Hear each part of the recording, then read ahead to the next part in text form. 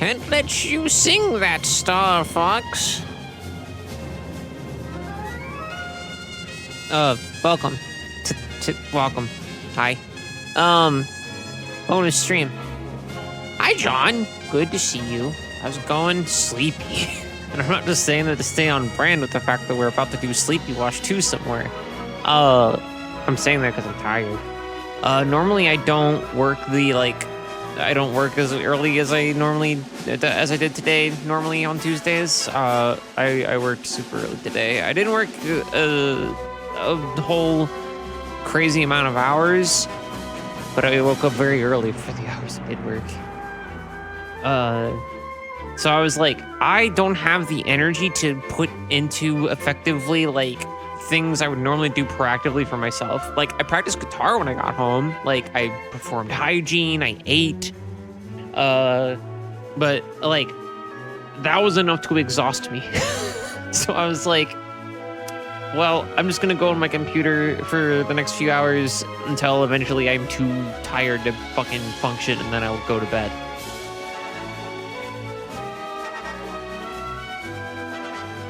I want to say you never brought it up to my knowledge, but I noticed you did a profile pic for the ring spot, and it's good. So a bit of history with that. I didn't make that for Ringspot. Astute observation, but actually I did not bring that up I did not make that for Ringspot. It was made when I was Twitch affiliate. Oh, that's gonna be an interesting topic. Okay, so before we get into talking about nothing, let's talk about nothing real quick.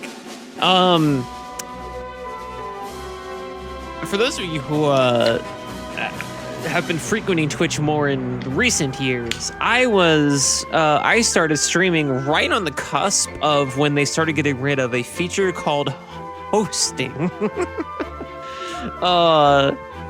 And how my stuff would work is that there'd be some of you might have noticed, like when someone follows me, for example, there's like a version of me like looking back and like my hair like spikes up on end. That's old fucking like early 2020, probably like mid 2020, late 2020. No, probably like mid 2020 art. I think I made all those pics before I started streaming, I think. Something like that. In any case, so that was one if somebody was hosting while I was live. If someone started hosting while I was live, it would be that ghostly thing, because it was coming it was like possessing something or something. Let me see if I can find the original art, and I'll put it on screen if I can find it. How's everybody doing? I hope you're well. We're gonna be playing some Power Wash Simulator 2 today. We're doing what we call Sleepywash. Oh, here it is. I found it immediately. Let me put it on the screen. You got assaulted this week? Like, actually? What the fuck you mean? I'll beat their ass. I'll go beat their fucking ass. Let me put this on screen.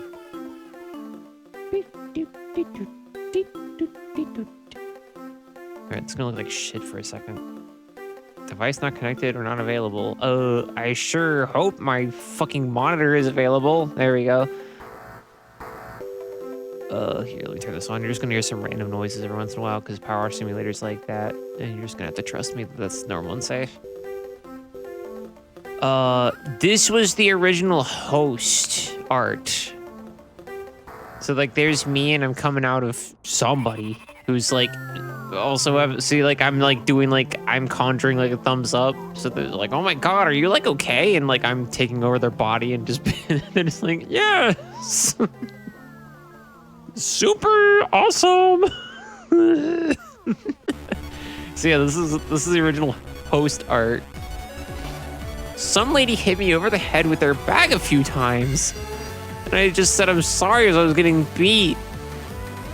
Well, fuck, I'm sorry. That's why did just randomly she just started doing. I mean, you don't have to say the whole story if it's like something you don't talk about, because that's literally not a good experience to have.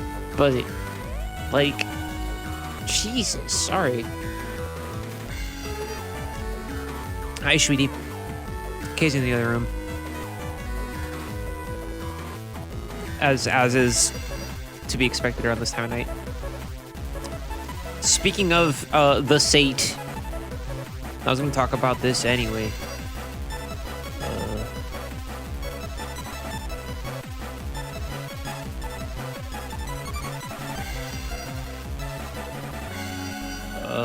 Hold on. I'm gonna post it. I'm gonna post this here. I'm gonna briefly put it out. I don't know how close to goal or whatever it is, but I'm gonna post it here anyway. She seemed unwell, to be honest. I opted to not file a police report since that would have helped precisely 0 people. That's real. I probably would have done the same. I'll be real. I probably would have done the same. I probably wouldn't have said sorry while I was getting beaten. Also, a cab. But I also probably would have, like... But also, I'm, like, kind of an edgelord. But also, I'm assuming this was, like, in a closed space where you couldn't get away, actually. Now I think about it, I'm not gonna be like, well, did you try to use the kung fu? Like, I'm not gonna be a fucking asshole. That's still a bad experience. Even if, like, you were, like, a black belt infused and that was failing right off. I'm just glad you got away, I guess, for the most part. I mean, really. Cops told me there was nothing they could do when some dating guy was stalking me, yeah. Yup. So fuck them. For many reasons, fuck them. But if you didn't have a reason to hate the police before... let Kay's testament to, they're not... That's the one thing I fucking hate. That's the one thing I fucking hate. Here, just tell them to stop. I hate the argument, like, well, yeah, a cab, but there's some good apples. I mean, what else are you gonna do if, like, who else is gonna catch all these sexual assault, these sexual harassers? Who's gonna take the sex pests to prison? Who is gonna save me? I hate to break it to you that one of a police officer's favorite activities behind racial profiling. You're not gonna like the answer. I'm gonna I hate comforting you so much. A little bloody ear. Oh, she made you bleed with the bag? Oh my god, dude. I'm so sorry. That's so fucking fucked. She must have been fucking, wow. Yeah, it sounds like she probably just like not of sound mind. That's still so fucking crazy. Yeah, I'm sorry that happened. That's really bad. I would have strangled her with the rope. I don't get it. No, I'm kidding. I wouldn't do that. I'm kind of an edgelord. I think if I were actually in that situation, I wouldn't have done too much differently. I definitely 100% would have, also not filed a police report, because it's like, if it was just out of nowhere, somebody just starts for nothing, just doing that fucking shit. All means all, baby. All means all, baby. I don't like despise confrontation. I don't prefer it. I'm not a pot stirrer. But I have been in many situations, especially growing up, where I was like, I can't do confrontation here because I'm like worthless, right? Because I just didn't respect myself and love myself. I'm not saying that people that are not super into confrontation are like that, or that they don't respect themselves or whatever the fuck. I'm not implying anything. But for me, like, I had this like mental notion of just like, well, what the fuck am I gonna do? Oh no. It didn't do the oh no, but you have some of the Knuckles plushies, so I'm going to put it on screen now. Here. Where's my Knuckles? You would think I'd be able to find it easily, like, every time. There's Knuckles. I think I can program a way for that to just come on screen without me having to do anything, but some of the stuff I try to make it do in OBS, it just doesn't do. My workplace took it seriously for what it's worth, since this was right outside. Oh my god. Oh, the nurse helped you out? That's fucking cool. What a goat. What a fucking goat. The reason I'm stalling on the main event of talking while I'm doing something versus talking and not doing anything. I want to talk about something real quick.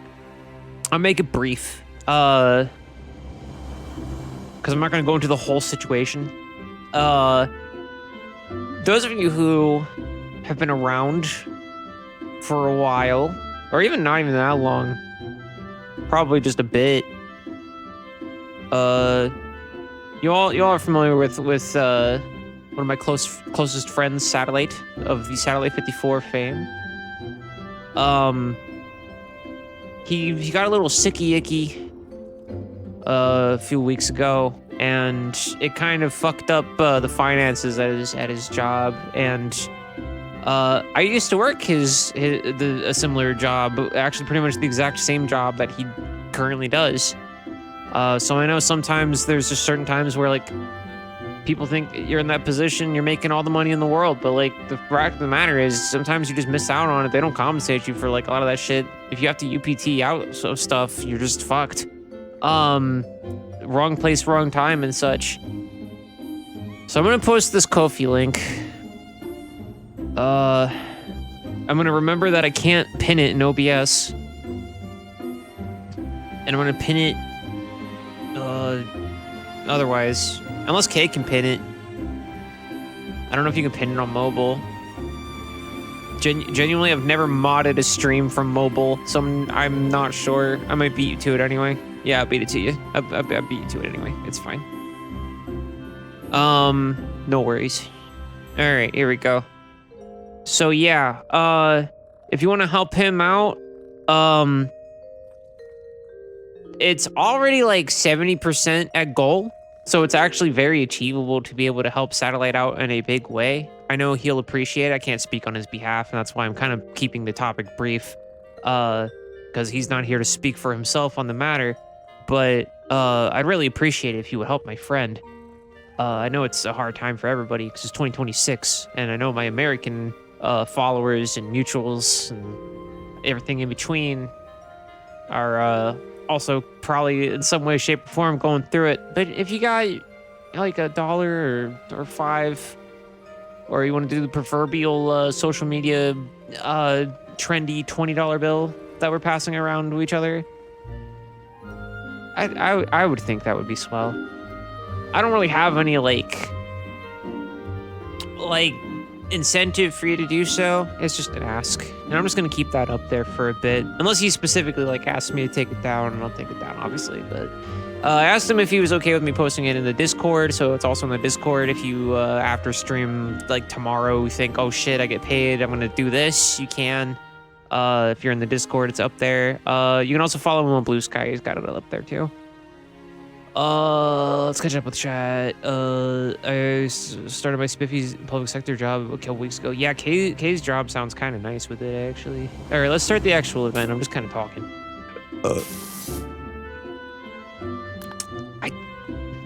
The volume of the sprayer specifically pisses me off. Water volume, perfect. Just the amount of reverberation of all water audio effects. Increasing this value will expand the amount of reflections the sound produces, while decreasing it will have the opposite effect. So I want 31 then. Because I'm assuming, because they have the reverb mixed a certain way. I can tell. Adjust the music's a little too loud. Okay, thank you. I can fix that vaguely easily, I think. Let's see. I turned it down like -5 dB.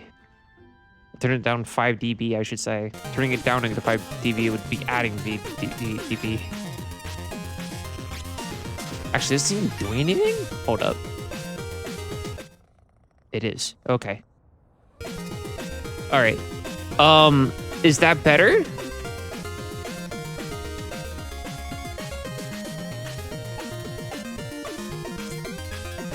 Okay. No, this is not Mega Man. We gotta play Shovel Knight. I gotta get chat educated. Water tone. What's the water tone? The tonal quality of the water sound. Increasing this value will make the sound brighter while decreasing will have the opposite effect. That might actually be my fucking issue. In all honesty. Let's turn it back up. It might be the treble of it. That's wild that they let you do that, though. It's just too trebly. Oh my god. Oh. I'm in heaven that they let you do that. Anyway, let's go to where we're going. Hi, Ulysses. Hi, Bubbles. Who's that third elusive motherfucker? Hi, Squeak. Somebody's basically Mega Man. What the fuck? That's so fucked up to say. That's so fucked up. That's so fucked up. Access free play jobs via the Mementos shelf in Harper's room.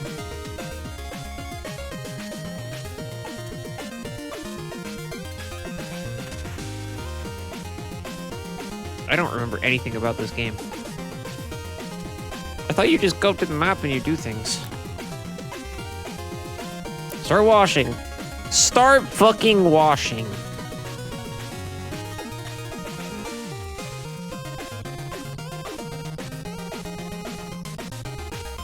Remote story jobs. I guess this is where we're going.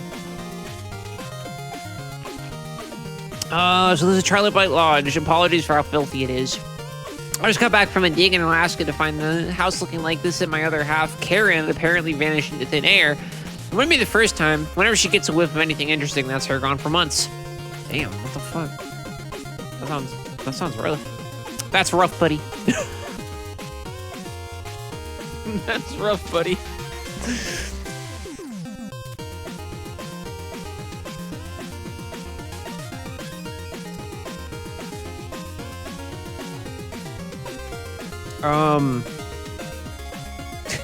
Let's get into Sleepywash. Immediately has nothing to say. And there was nothing to say. And there was nothing to say. Let's watch this bitch. Let's see if I remember how to do anything at all. I think C makes it do that. Never mind, I'm a natural. What the fuck am I talking about? I don't know what I'm doing. I know exactly what the fuck I'm doing. Shit. I'm a genius.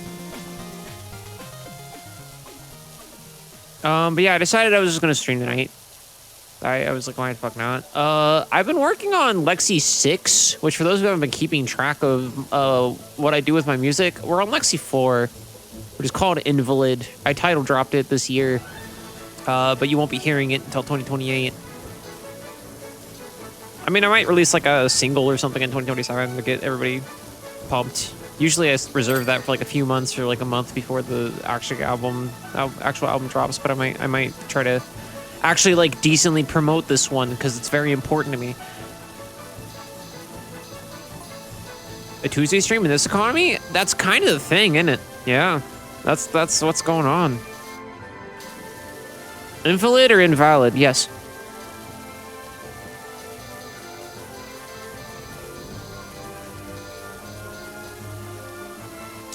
Purposefully, it is both. Invalid's a very weird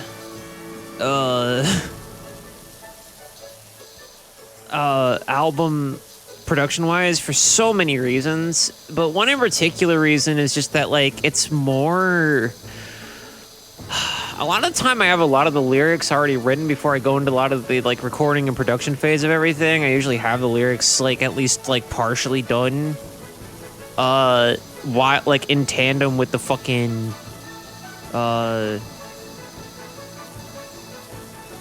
like guitars and whatever the fuck else. But like for this one, I'm kind of figuring it all out after the fact, but I know what each song's about, if that makes sense. And that's the weird thing, is piecing it all together, knowing like lyrically kind of what I'm doing and like on an intimate level what each song's about. But so far, most of the vocals are just gibberish. And she keeps trying to peanut butter Pete on my phone screen. She wants to fucking watch. Here, chat, post your Mias. Post your fucking Mias in chat. Mia says, put me on the screen.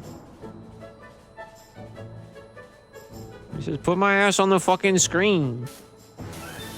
I want to see me. There you are, Mia. There you are, Fudgy. I love you. You're the Fudgy baby.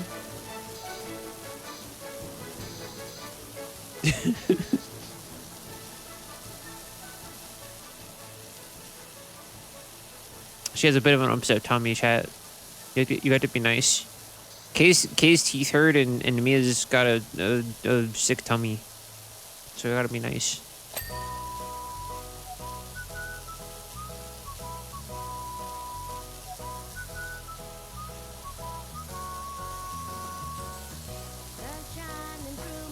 But I'm very excited about it. But I started, so what I do, I release, or not release, I render demos of very unfinished versions of Lexi Karma songs that are going to be in production soon. I put them on a USB drive. I put that USB drive in my car.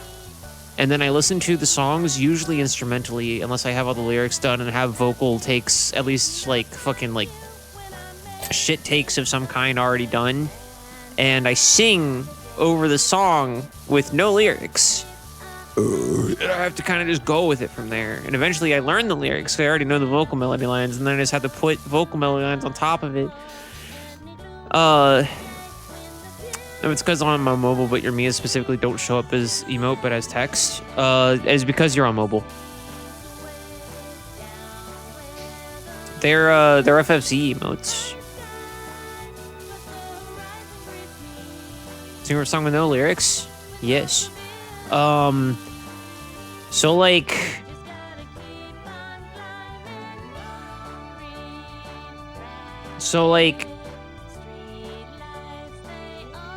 Actually, there's another song that I've already released that I can spoil, because it's already out, so I don't have to worry about that.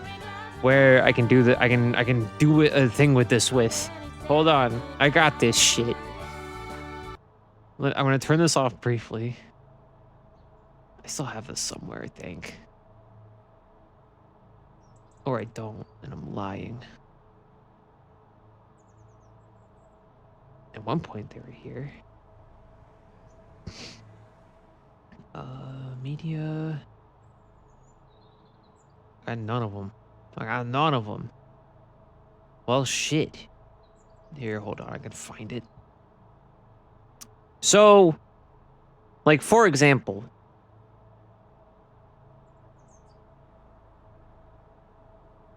sing over the song with no lyrics. Instead of singing and producing over, you do the other way. You might be misunderstanding. Here, hold on. So, like, Abandonment Issue. People like that song.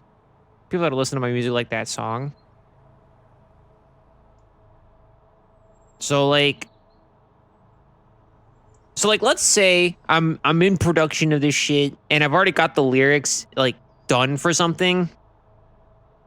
Then I'm just singing and practicing the lyrics over top of it because it's fun to do, and like it's good practice because then you can go in and do, because what we do is call a scratch take, and people have other like terms for it. Some people just call it a demo take.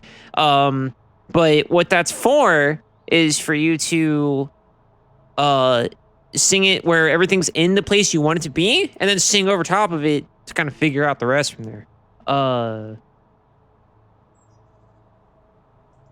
Oh, Paper Mario's anniversary is today. Paper Mario's anniversary is today. Paper Mario's 26 years old. Never mind. Fuck Power Hour Simulator. Busting out the rando. I'm kidding. I'm not actually gonna do that. So like, when I'm in that stage of it, happy birthday, Paper Mario.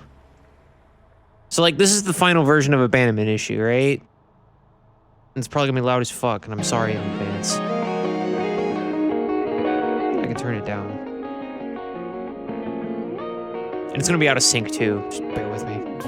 So, if I already have the lyrics and everything and I know where they all are, but I'm singing over it to get... So basically you would take a scratch take where all the lyrics and vocals are in place, and then you sing over top of that. I would be singing over top of that in my car, or just singing it over and over again. So then when I go back to record it, it's more natural to me. It doesn't sound like I just came up with the lyrics 15 minutes ago. I've got it like down. It's something I've practiced repeatedly because with like guitar, people can kind of tell if you're just winging some shit, especially if it's my guitar solos. But vocals, like, you can fucking tell. That's the most easiest, like, universal one where it's like, oh, you did not practice this phonetically. Only a person born into a sinking world with an arc we made that won't save me or you. Before the bloody budget of September, where you are required but can pay the fee to be othered, just to feel like an absentee. So that will be what I was doing in my car. Stand up, yes, when you like write jokes on the bus or on the toilet, wherever you're writing jokes, and then you go and perform them, or you try them in different crowds with different people. It's a similar deal, except with stand-up, you can do those in different places for however long you feel the joke is good to keep utilizing. With this, it's like, once it's done in studio, it's done in studio, and then that version is the version people hear of your thing you wrote down forever. Because you can actually tell if you hear me deliver jokes. That's interesting. I love that. But let's take it back for a second. So abandonment issue, I didn't have that initially. I had the chorus done lyrically. The rest of it, I had no fucking clue. So a lot of what I do is sound completely bonkers. It's gonna be hard to do because I already know the lyrics to this one by heart now, but so what I'm doing in this case with Invalid is I know where I want melody lines and stuff to go, or maybe not even for certain parts, and I'm kind of just experimenting with different stuff and like phonetically doing different consonants to see where I want certain phrases to go, so that when I write lyrics, I can construct all of that around it and meld those two concepts together. What that would sound like.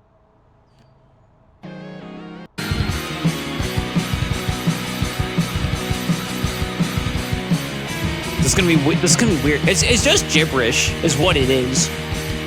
It's gonna be weird to do because I already know the lyrics. I'm gonna pretend I don't know the lyrics.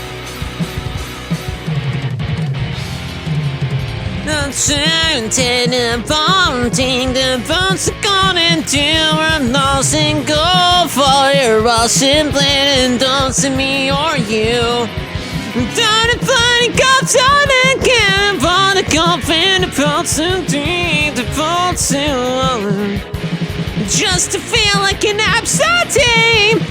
Sometimes you figure out shit just doing shit like that. Like, Kisses, for example, had that. That's why there's that line at the beginning of Kisses that's like, colors will lead you nowhere. I still don't 100% know where the fuck I was going with that. It's just every time I like practiced that song beforehand, it was just like the phrase that kept coming up. So I was like, what does this mean? What is this gibberish? And honestly, like, the technique is probably more common than a lot of people realize, because all you hear is the finished compressed take.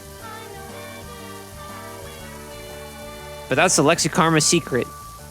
And I encourage people who are thinking about writing their own music or already are to try the same process and see how it works for you. It's not going to be a guarantee to work every single time, but hey, fuck it. But also, like, you've all watched my streams. I'm a big fan of gibberish. So, like, I can fuck with gibberish and it's just part of it. Also, like, a lot of vocal exercises are gibberish.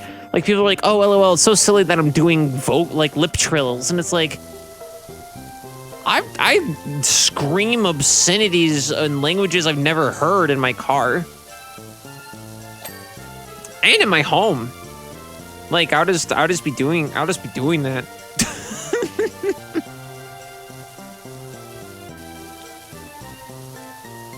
Like, right now, as it stands, Invalid, like, is mostly composed.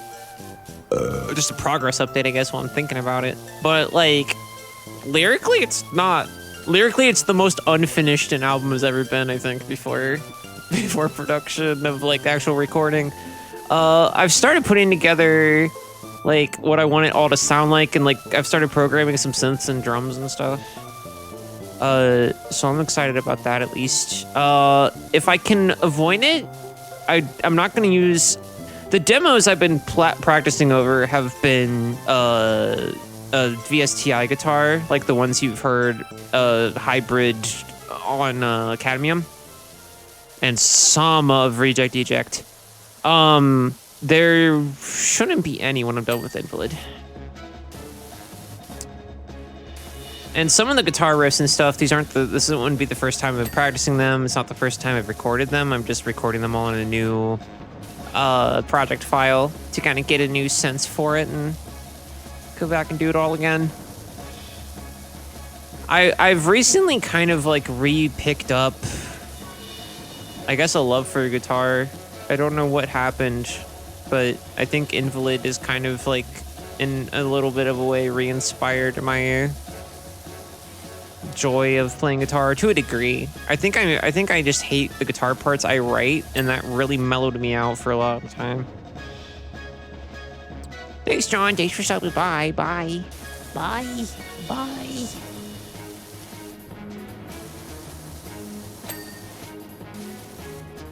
But yeah, Invalid coming in 2028. Teehee, I love Lexi Karma. But yeah, I've started working on Lexi 6. And that's also been a lot of gibberish, because Lexi 6 is very much... I might have already talked about this on a different Sleepywash, actually. Lexi 6, I've come up with the title for it already, because I've actually been working on it way more than I should be. Lexi 6 is... I already know what it's going to be about. It's a biased... For those I haven't talked to about it, Lexi 6 is a biased... kind of time documentation, I suppose. Like it's a biased timeline of how I view the metal genre. It's not a metal album per se, but it's a biased documentation of a timeline of how I view the metal genre and the music industry. What I think about that shit, but mostly the metal genre more than the music industry, I suppose. The music industry I shouldn't have said. That's more of a villain in the story than the protagonist, if there is one. I'm trying not to title drop it because I already have a title for it and album art, even though it's not coming out for years. I don't think I teased Invalid's album art. That's done already. I did that one myself. There's only one, I guess. Well, technically two, I suppose, that I didn't do myself for like album art. The rest of them I did myself. Bacon Stupid was on me. Cadmium was on me. You can kind of tell. If you look at like other shit I illustrate and then look at those album art pieces, it's like, oh yeah.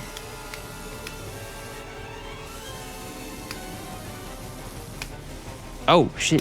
Whoops. Teehee. That didn't need to happen.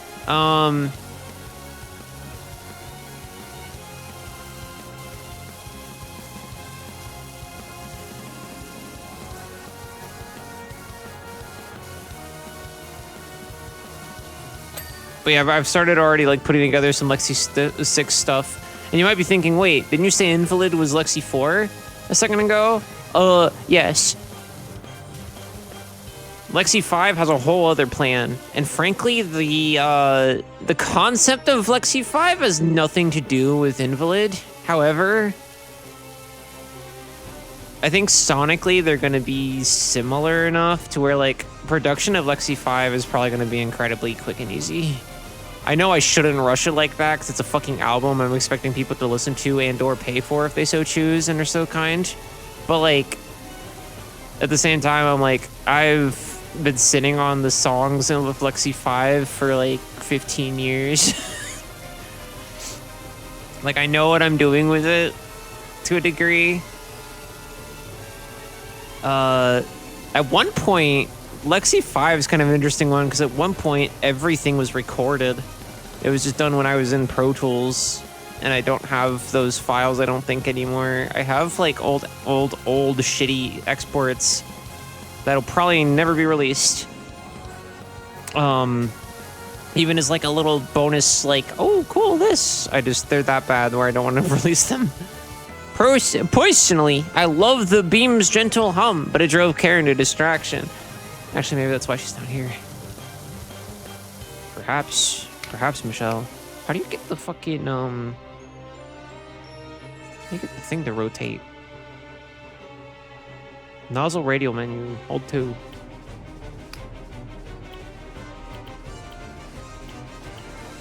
I see.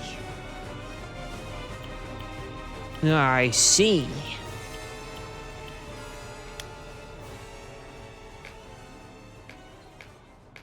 Oh, I see. Wow.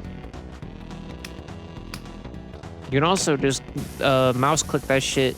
How do you do the It's not 2. Established it's not 2. How the fuck do you horizontal to vertical? Q? No, Q does that. I sincerely don't fucking remember. It's been so long.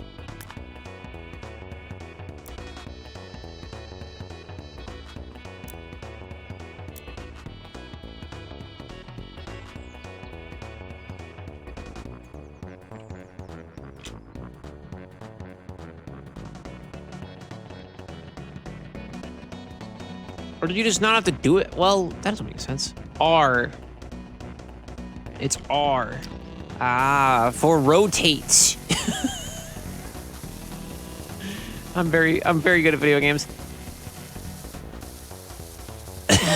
I'm very good at video games.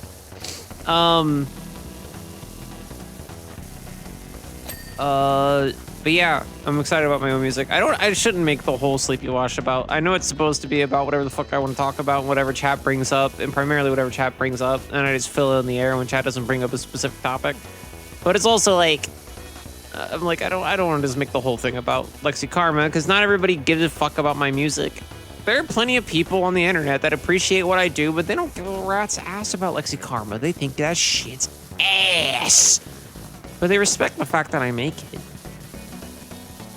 I mean, I think most would do.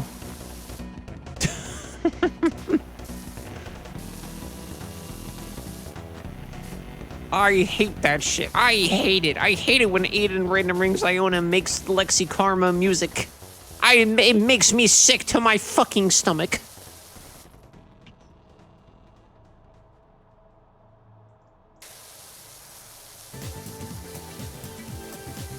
But yeah, Lexi 4, which I don't have to call that anymore. It's called Invalid. I can just call it that now. I can sometimes call it Lexi 4. I'm not offended by it being called Lexi 4. That is what it is, conceptually. But it's Invalid. It's coming soon. There will be... I'm working on some kind of release for May 6, 2027.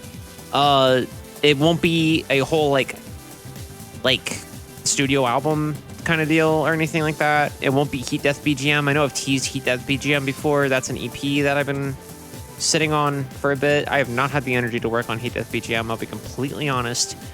I've kind of been stuck on one song on it, compositionally. Like, the first 3 tracks are all, like, written. And I know how to play, like, the vast majority of the guitar parts and stuff on them. It's the 4th song that kills me. The last song on the EP is the one where I'm like, how the fuck do I go with this? So that's why Heat Death BGM hasn't come out.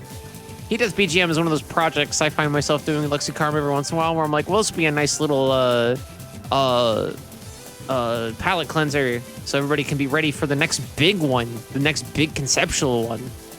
And then neither get done. Because I'm only one woman. And I make too much shit by myself. And then I'm like, why doesn't it all get done? I'm so bad at making things. And it's like, no, it's just like, I need to stop doing the work of an entire production studio alone. on 7 different projects at once. I need to focus the fuck up. All You Crag, when the fuck is that coming out? I have no idea because my video editing software is fucked and I don't know what the fuck to do about it. So instead, I'm playing Power Wash Simulator. I'm working pretty decently on Lexi Karma recently, though. Not too bad. About taking some time to stream some games for y'all. But yeah, if I can, I'm going to try to.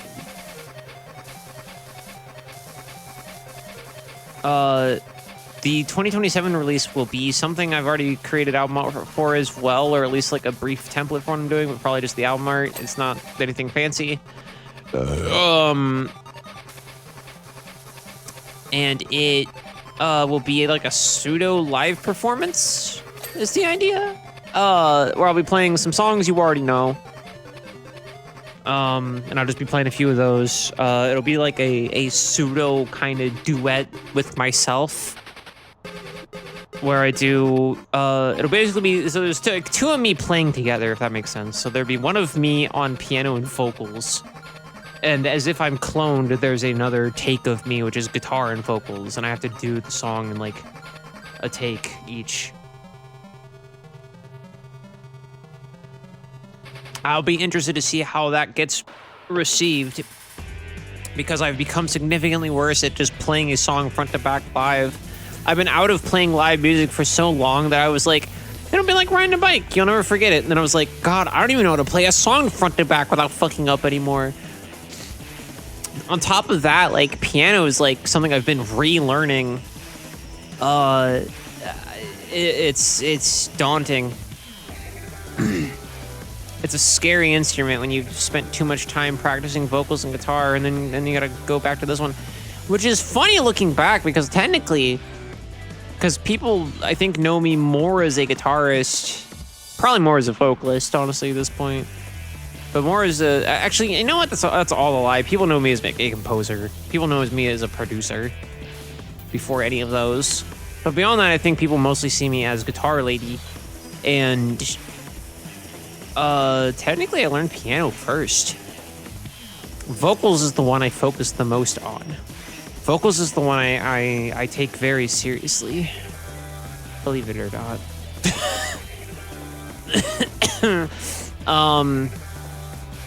But guitar is the one I've been like actively doing and being like, this is what this is longest. But piano technically is the one I started with.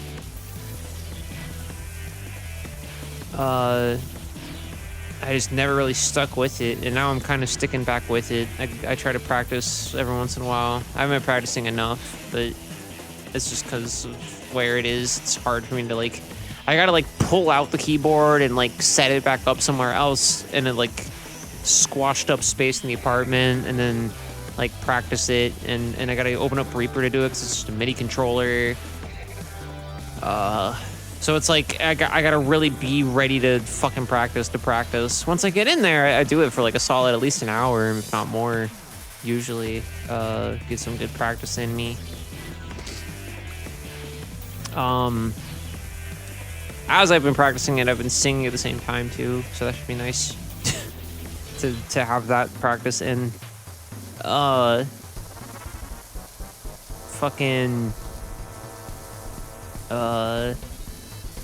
But yeah, that's the thing I'm gonna hopefully release in 2027.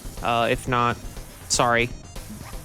If not, I'll put out something. I don't know what yet. If it's not that, it'll be something stupid. If it's not that, it'll be like fucking, Lexi Karma songs, but what if they were all farts?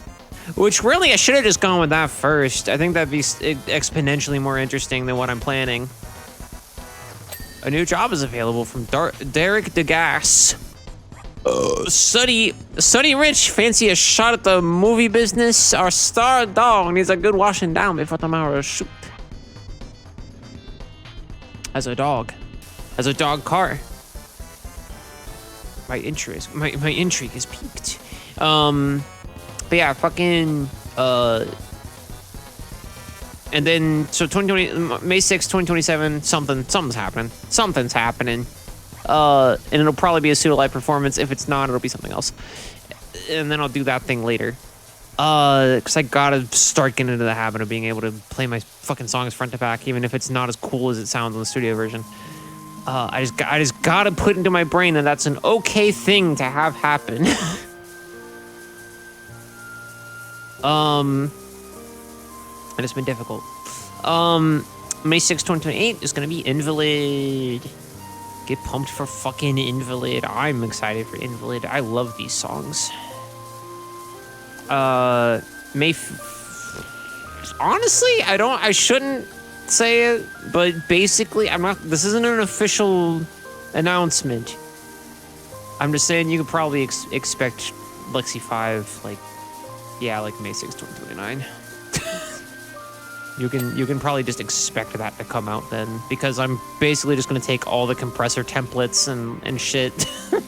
I'm basically gonna take a bunch of shit that worked for Lexi 4 for Invalid, and I'm probably just gonna put that on Lexi 5 and fucking test it out on different speaker systems, touch up some shit, go hard on the vocal takes, and then just call it quits.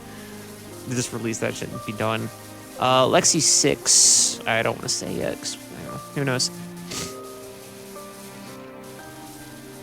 Lexi 6, there's just some, like, I know I touched some pretty dark humor and, like, dark topics in Lexi Karma, but, like, stuff like Alone on New Year's, for example, right?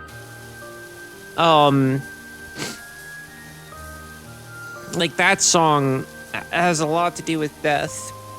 That's never really been a secret. But I never felt like I had to be super careful how I worded shit with that song, because it was about my death. It's kind of a emotional, like, will almost of sorts to the people at the time in my life that I loved the most when I wrote those lyrics, and kind of just being like, you know, like, sometimes I'm afraid to be around people because I'm afraid I'm gonna fuck shit up and whatever. But like effectively, I loved being part of the human race.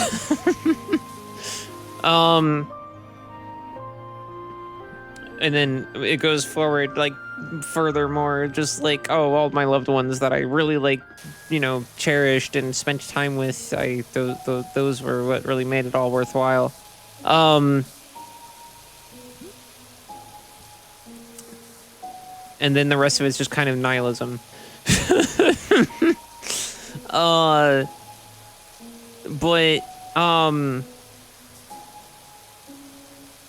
with Lexi 6, it's about other people. There's one song that's about me. And then there's track, unless I change the track listing drastically when the actual album comes out in years from now, track 7 is about, the,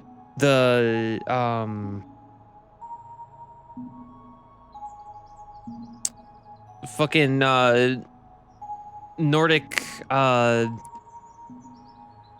death metal scene in the 90s. And that one's a lot more like all the songs on it are opinionated, but that one is the most me just being like, this is stupid.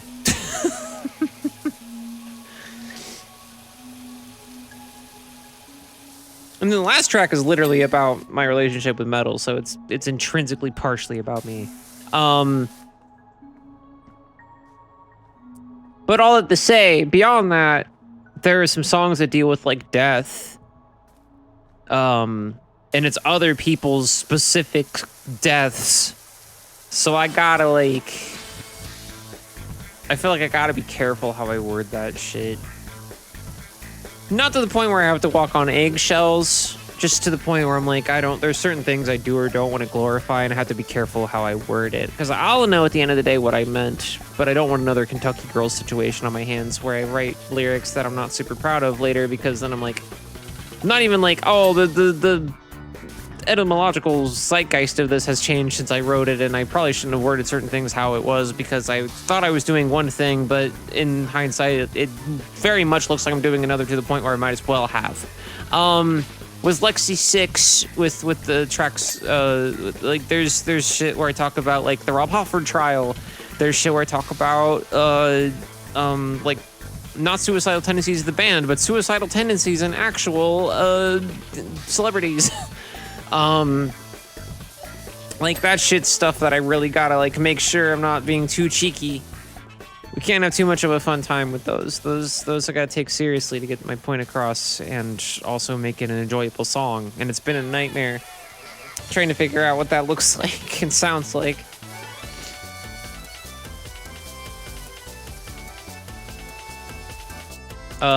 Lately I've been closest to putting together tracks 2, 7, and 9.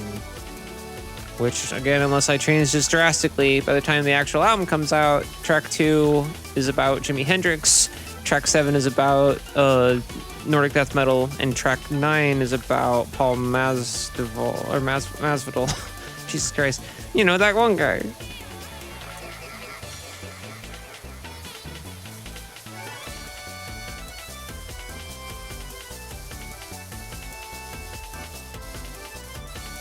The final track is one I want to write more of, but it's tiresome. It's a very hard to put together kind of song because there's just a lot. It's not necessarily very technical at all.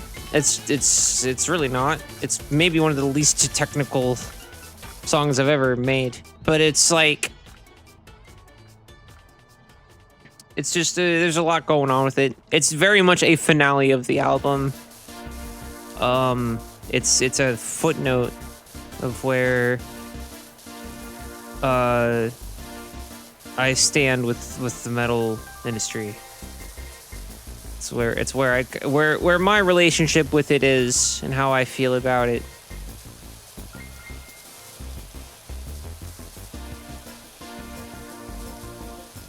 Kind of puts a big ribbon over like the album and why I picked the song topics I picked and all that.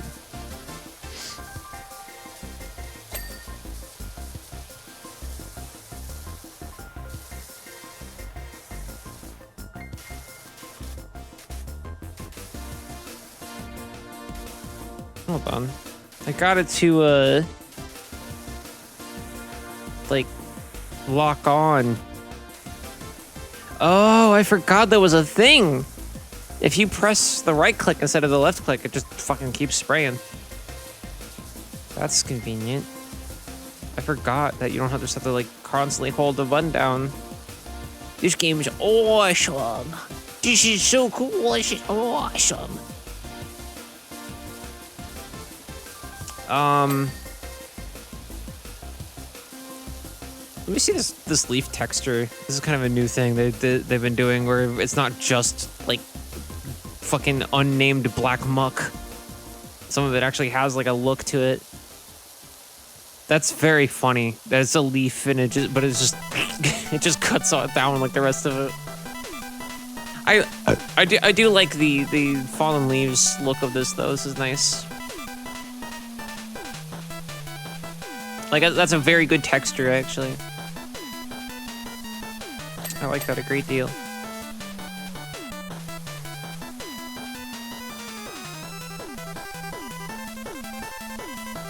Okay, let's see, but this one's actually Mega Man.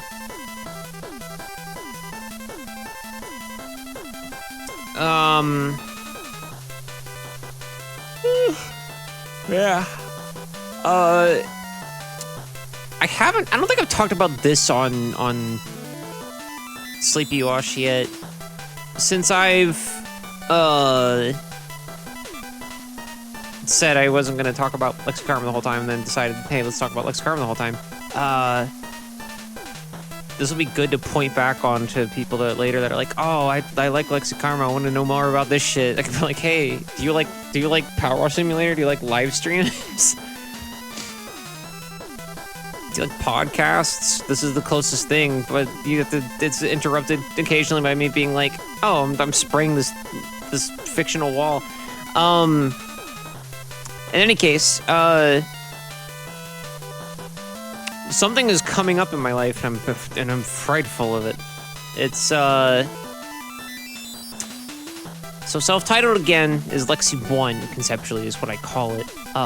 It's the first, like, conceptual Lexicharm album that has, like, a big, like, overarching purpose and, like, comes together as this thing that I sometimes call back to in other Lexicharm projects. Fake and Stupid, despite not being a full-length album, was Lexi 2. It's shorter length, being on purpose. Oh, hold on, we're getting a text from Fran Shepard. Wait, where's the beam going? I forget these people are British. Hey, something's changed. Something's changed. Wasn't that beam keeping the volcano in check? Uh-oh.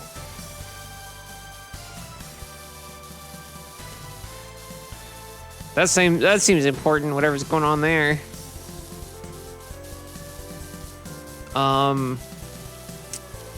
Lexi 3 was Cadmium. Cadmium was Lexi 3. Invalid will be Lexi 4. The 5th one I'm working on will be Lexi 5. And the 6th one about the metal genre is Lexi 6. Which is leading us, of course, after that. It'd be fucked up if I had plans after that, right? And it turns out I do. And it's horrifying. When I was first getting in, like, Godzilla!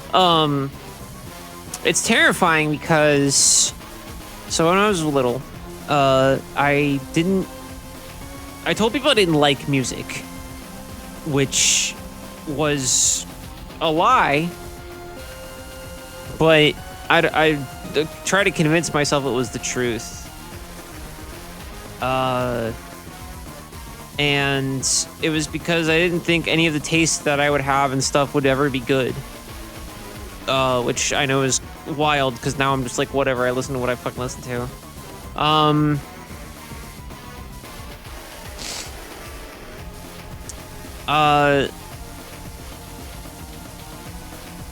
Plus, whatever I did end up getting into, which ended up being just, I don't know, metal, I thought my parents would disown me for whatever choice I ended up making. So I was just like, I don't really like music. And also, at the time, I had a lot of, still to this day I have them, voice issues, of which I didn't want to sing in front of people. So I didn't want people knowing that I was into music, because they would assume that I'm into, you know, popular music, a lot of which is vocal music. And I was like, I don't want people to think that that's a thing that they can get out of me. Again, wild looking back. And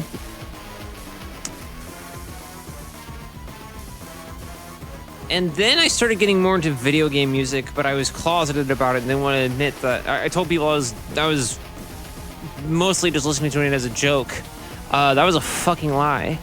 That was not why I was listening to the video game music. I was listening to the video game music because I fucking enjoyed it.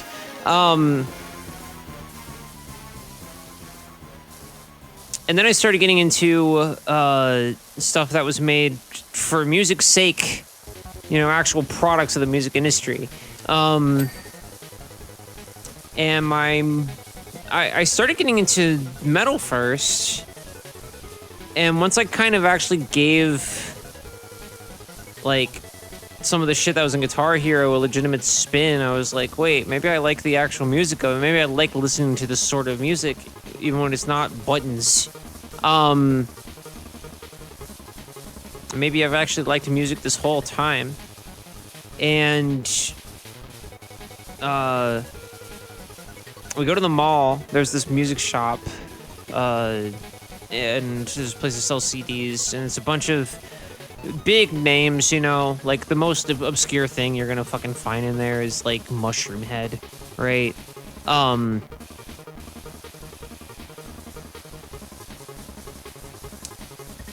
And my mom goes, pick one out, and I'm like, shit.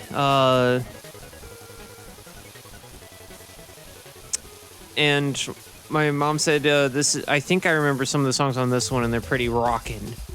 So this one you'll like. Now, before y'all say anything, I need to make 100% clear before I say this. My parents are not a good figure in my life. They had money when I was growing up to a degree, and they had more of it as I was starting to go into college. Beyond that, they were not a good influence on me. They are conservatives. They voted for Trump, to my knowledge, twice, probably a third time, and they are queerphobic. And have not been in contact with them for like 6 years. So let that be known before I go forward with this. It's not like, oh, your parents must have been a big influential part in your music creative process.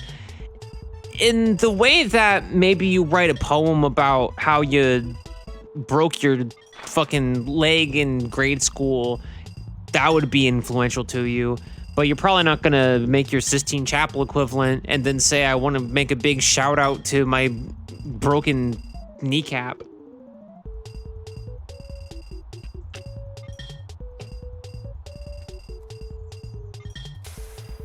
It was Seventh Son of a Seventh Son by Iron Maiden.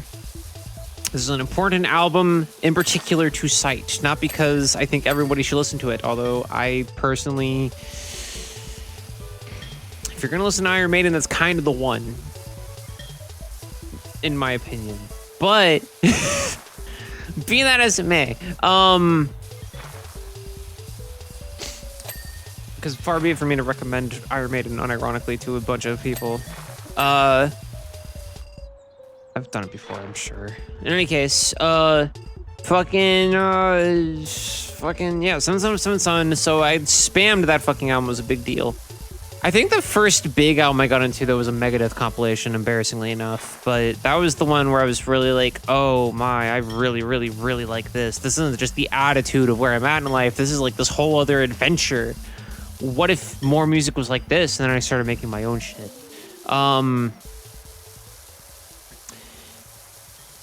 So, for those who don't know, Seventh Son of a Seventh Son is the seventh, like, full studio album by Iron Maiden.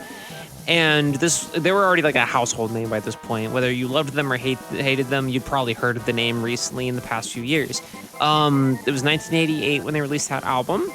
So they had been releasing full-length albums for the past 8 years, and they've been releasing about an album a year since the first self-titled album that they made was released.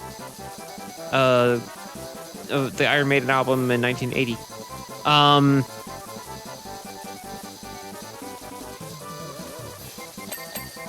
And to this day, I still think Seventh Son of a Seventh Son is the best one. And not even for the 80s, just their entire discography, in my opinion. And I think, I read back on old interviews and stuff like that, and it sounds like it was the one where they were like, we want to do something a little more complicated and a little bigger, but not to the point where it's like prog metal. Like, we want to make something more conceptual, but not to the point where you have to like pull out a fucking like lexicon to kind of fucking like figure out the rubric and like what the puzzle is to figure out what the story is. Something that's more of a gist than a full-on plot line.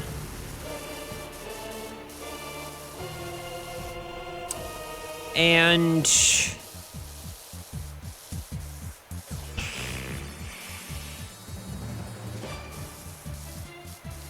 I think that in between is something that I want to do with Lexi Karma, but I also think the thing is that Iron Maiden has a very different songwriting process from what I have. Mine is a lot more digitally influenced, to put it lightly. And I think a lot more of the music I've even been listening to lately, a lot of it's was figured out more organically first, and then digitally altered in different fashions later. Now, Seventh Son of Seventh Son was barely touched by computers, given the fact that it was released in 1988. This shit that I do on my own and I can cobble together in like the course of a month would have taken them longer amounts of time to do certain things. if they were trying to do it that way, which is why they did it with a lot of more analog technology. It was what was around at the time, and it was what was easier to do because of that, to a degree. But then even then, like, I've been thinking of shit where I'm like looking at this stuff. I look at like the Fauna album by Haken. I look at like Will Wood's the vast majority of his fucking discography. I look at yeah, like Seventh Son of a Seventh Son. The Mars Volta and how they differentiate a lot of shit from like live to studio, or even different studio versions, like what they did with their self-titled album that they released a few years ago. And I'm just like, I don't know, Lexi Karma thing really sounds like this. Fake and Stupid was very meticulously like electronically made on purpose. Self-titled had a little bit of that organic flavor, but it was more just because I was already writing those songs and then wanted to put them together. For the most part, there are exceptions. Oops, I'm just fucking leaping. I'm assuming I can just walk around up here, yeah.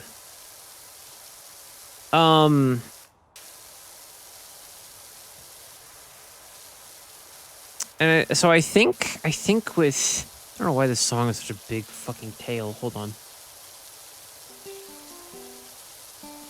There's the banger.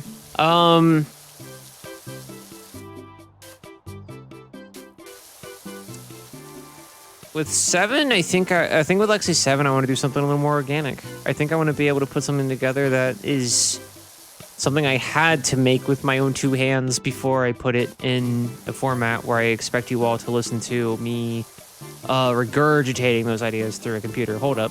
Jeff Jefferson is calling. How do, Dirt Finder? It's been a while. I have a big job for you. Giant, in fact. A billboard with the greatest announcement in the history of our county.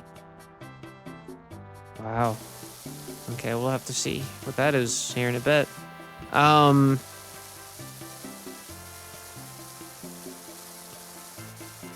And the thing is, I don't know what that looks like. Because there's the other pressure of this is like...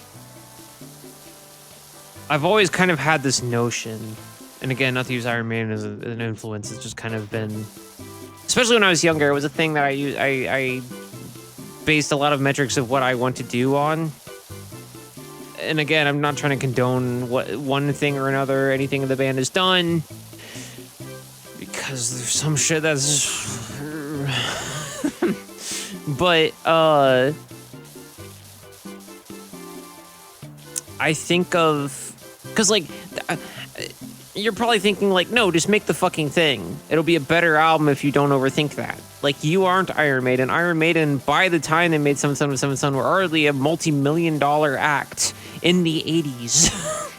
Like, you don't have to do this. They had much more cultural standpoint than one queer lesbian in her fucking... that started in her mom's basement and now makes it in an apartment building. It's not, like, the same thing. No one's expecting you to make this big thing that is going to be a fan favorite, even though everybody will just like the shit that's on Lexi 4 more when it comes out. But here's the thing. In high school, at the end of my high school, my time in high school, they released the Final Frontier album, and before that album fully came out, they toured to support the album and market the album before it came out, so more people would be more excited for the fact that they're making a new album. They'd had a single out called El Dorado, and it wasn't the first time that he had mentioned in interviews, but Steve Harris said, this might be the last Iron Maiden album. It's been something we talked about for a long time. An interview, to the point where interviewers said, so in past interviews, you said that this might be the last album. You said you probably wanted to make it to 15 and then be done. That would be a good quitting point. And he was like, yeah, I don't know anymore. But at the same time, this notion of let's make this thing and it has this point to us in our personal lives as creators was something that always stuck with me. And I think that's the thing I fear most with Lexi 7, is that I don't want it to be necessarily the last Lexi Karma album. I don't want to point out anything as the last Lexi Karma album because if I get diagnosed with like cancer or something in my 60s, I don't want to say psych. I don't want to say never fucking mind. I'm making one last album because I might as well have something to do while I wait. I think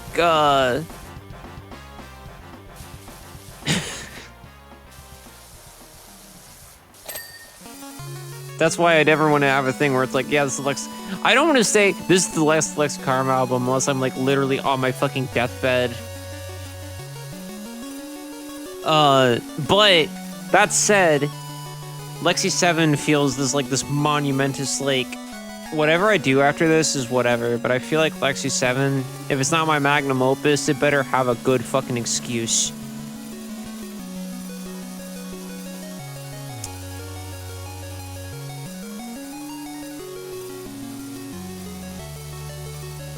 And even if I try my hardest to make what this album that I obsessed over, and I'm like, how the fuck do I even make just the banginest fucking thing?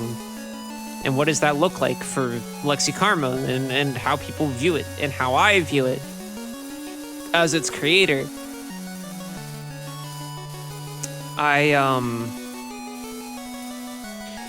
If it takes me years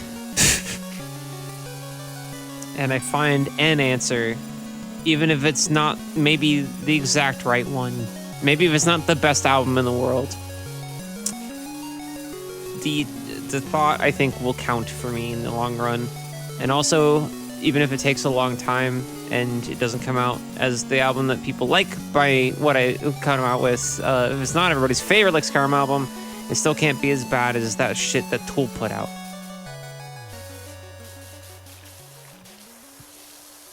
Say what you will about problematic and less problematic and controversial shit, or more problematic and controversial shit even about Tool, one way or another.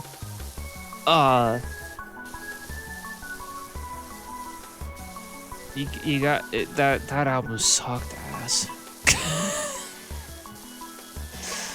They really were like 15 years and we're finally ready as creators, and just put out that fucking boring ass shit.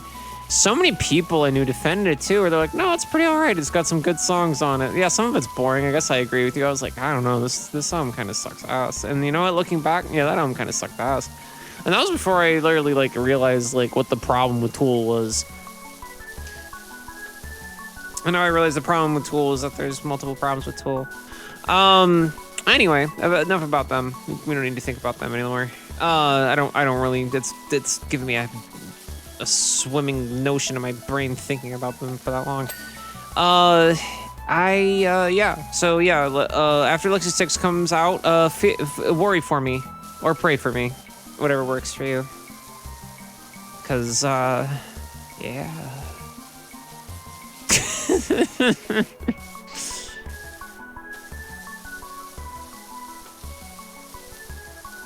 I think that's all I had to say about Lex Karma for now. I will probably think about something else later. I've spent a good hour talking about my band, so maybe it's time to shut the fuck up and come up with another topic now.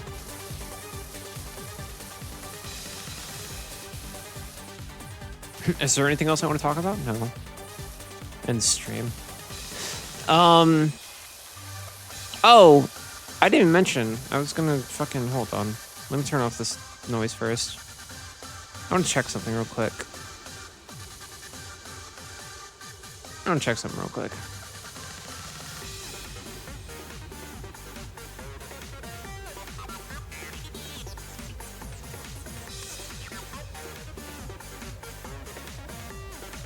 mute that.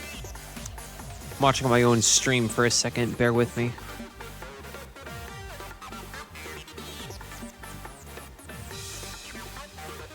So if I talk into this, this is gonna just go. I do decree, perhaps. Maybe it doesn't. I don't remember how to get that to go. The thing is. Okay, enable that. Bam. The stream is local recordings. Lines 2.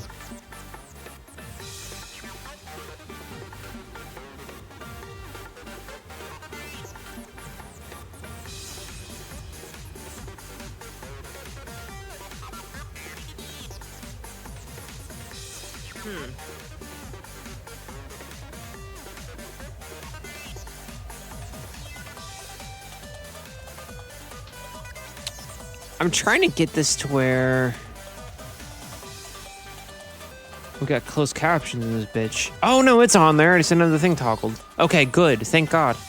I'm experimenting with something tonight. I was gonna mention this at the beginning of the stream and forgot. You might have noticed something different about this stream over the past few streams, over the past like maybe year and some change of streams. And I'm going to tell you what it is if it's on the tip of your tongue, but you just can't quite think of it. It's the closed captioning. Where is it? Where are my open captions, you ableist bitch? Oh, they're still there. There's a Twitch plugin, and I think it should also work on mobile if I recall correctly. I guess we can test that now, actually, now that I think about it. Let me get back up here so you all can watch me at least do something while I test this.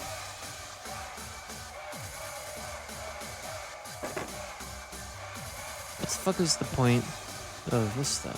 I got scaffolding. Oh, so I'm the scaffolding bitch now. Oh. Oh, that's new. Okay. Shit. All right, power simulator. Whee. Well, let me check this while I do this. They got fucking Kabuto in this bitch. Let me see. I'm gonna look at my own stream. I'm gonna watch my own stream while I stream. This is wow. Good. Let me check out what the closed captions are like on this bitch. Because I think you should be able to do them from mobile as well.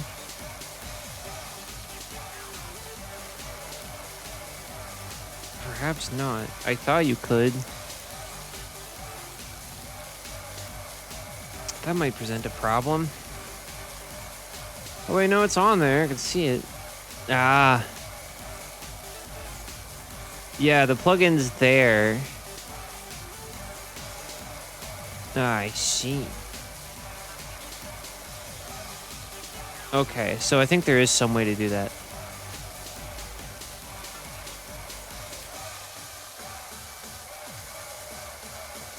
Okay, that's all I needed to know. So I'm gonna go back to how I used to do it, where the open captions are in a plugin and not on screen. I have a few reasons for this, but the main one being I think it was kind of distracting for when it gets it wrong. A lot of people are gonna just like, LOL, funny thing that says, and yeah, I don't really know what else to fucking do about that. I wish I did. I kind of liked that it was baked into the streams for a while, but I feel like it sucks if I want to edit like clips and shit to it as well, because then you have to have it with the closed captions, and then if you need to zoom in or zoom out or anywhere else, you got to just add more captions.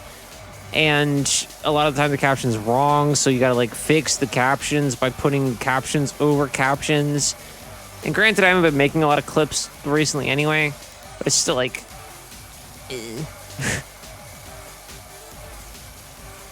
So that's what I'm trying for a bit. And if people don't like it, they can feel free to let me know, because I'm not the biggest, me personally as a viewer, I'm not the biggest user of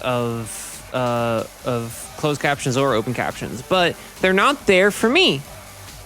They're there for, I put them on streams for people who need them more than I do, so or just fucking want them. Either way,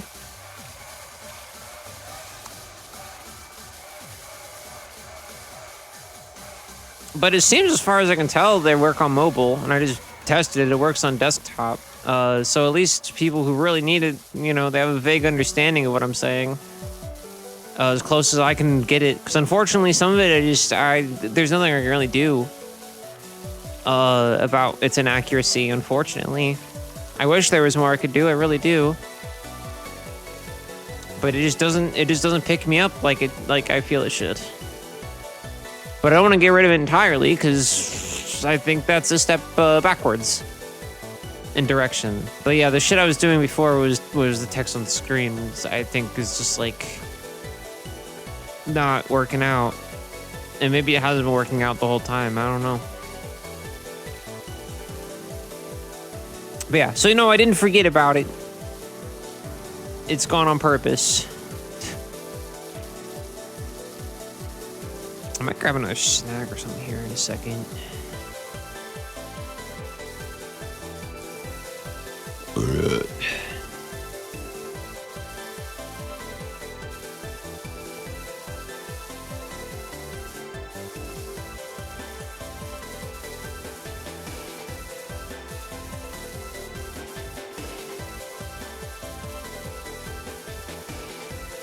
Oh, yeah.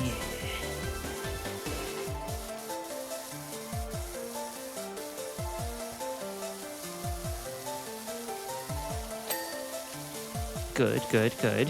Based. Oh, I thought it said flared base. I'm fine.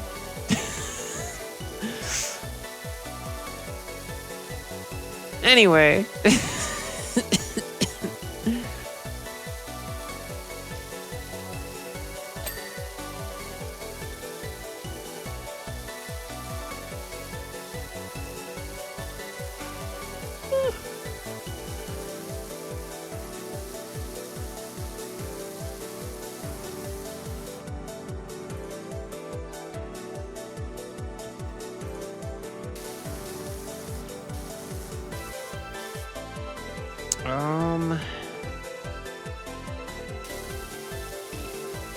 Yeah, I guess we'll get some of this for now. We gotta come back and get some of this anyway.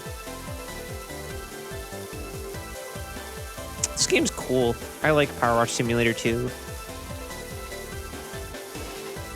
I feel like this one didn't take off as much as Power Wash Simulator 1, which I get why, but like, I wish it took off more with 2 because they're actually like technically indie now. I say that as if it's like, oh no, they're just a small little company, and like I guess in a way they are, but they also have like fucking crossovers with like Cartoon Network and Disney properties. Like they're fine, I'm sure. I'm saying I don't think they paid to do the Star Wars DLC.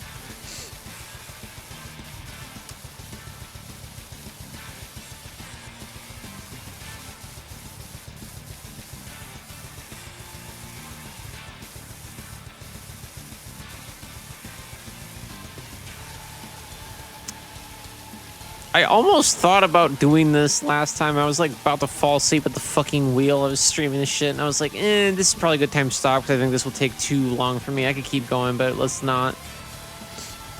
In hindsight, I'm like, that was silly.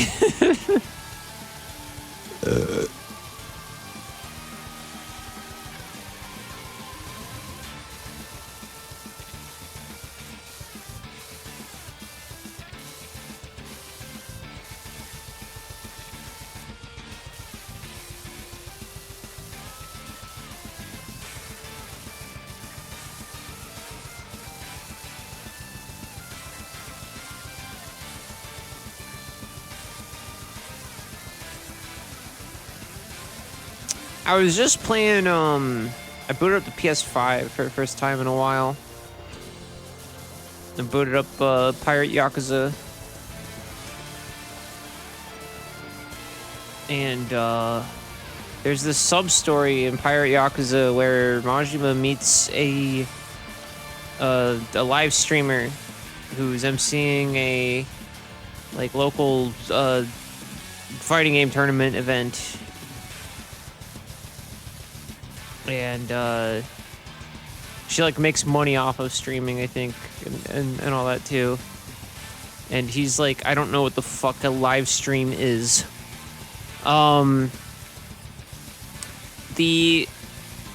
It's weird because it kind of paints out like she's trying to explain to this like 60-year-old amnesiac pirate what's going on with live streams and how they work, because she's gonna have him guest on her channel because she's like, wow, a real life pirate, let's do a collab. And it kind of lays out like, here's what it is. They're looking for like reactions. The crowd, the chat, they want to see like your reactions to things. So you pretty much just like be yourself. If you force yourself too much to like have a reaction, like people are going to be able to tell that you're doing that shit for the most part. So it's good to just be yourself. And I was like, it's weird for me for like a writing staff and then a translation staff to come across this as an idea and do this, and it laid out in front of me and being like, fuck. Because I was thinking about it and I was like, I guess really like as much as I shat on like reaction channels, back in the day, maybe I am a reaction channel in a sense. What if all this is what it really is people are mostly just watching this and I know it's no more I know it's more nuanced than this. It's like, what if like in a way, like even if we're not playing fucking like some like the whatever new jump scare factory game is fucking hip, I'm like, you're kind of still just watching me react to the things happening, especially when I'm playing a game I've never played before. It's kind of just what's going on. Even though it's randomizers and stuff, that's also kind of what's going on, isn't it? With this, I've never played this game before, and I'm just kind of like, oh, this thing, oh, hi, Ulysses, and like all this other shit, where it's like, even if it's not the most, oh, a ghost at 3 a.m. in my mirror, it still is like, I have reactions to the stimuli that's happening on screen. I don't know. Did I hate reaction channels, or did I hate Vine Bros? Did I hate the rat race of a handful of racists made a buttload of money on YouTube and now own cars and houses? I must do this. Maybe that's what I really hated at the end of the day.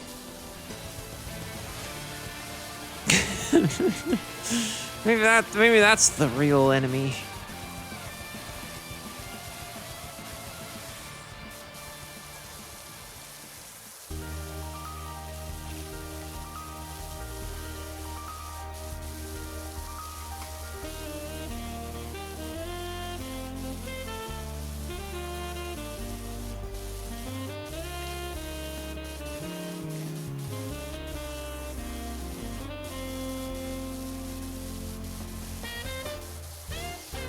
It also was interesting because the character in that little sub-story in Pirate Yakuza is like, I was trying to think of ways to like do these elaborate or like more on topic of what's going around, like kind of things with my live streams. But honestly, like I think just going and doing what I think is like a cool thing to do is what people are going to really like the most.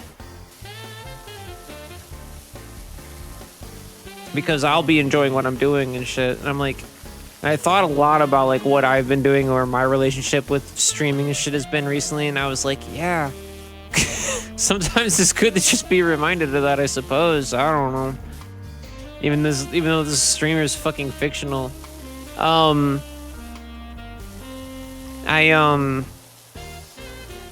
think we kind of are recapturing that by starting Thousand Year Door. I'll be completely honest.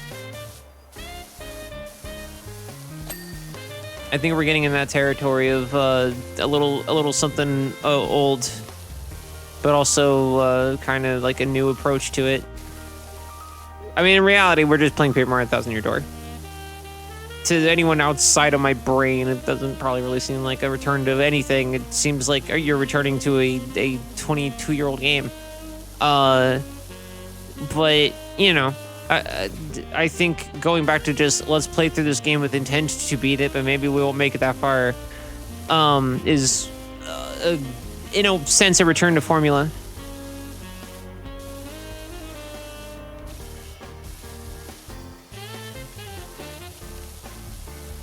And then I played Power Wash Simulator 2. This is, I guess, technically a return to some kind of formula. It's called Sleepywash 2 for a reason, because I used to just do Power Wash Simulator when I was like a fully nighttime streamer. Back when I lived alone.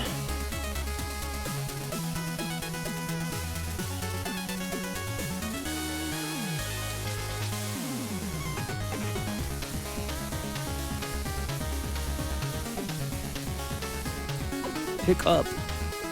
Oh, I see. I probably should have waited to do that.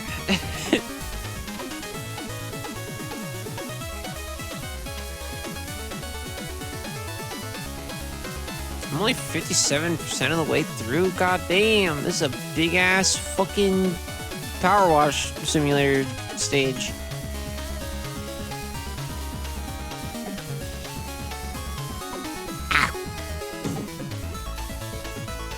Hold on, I gotta fix this.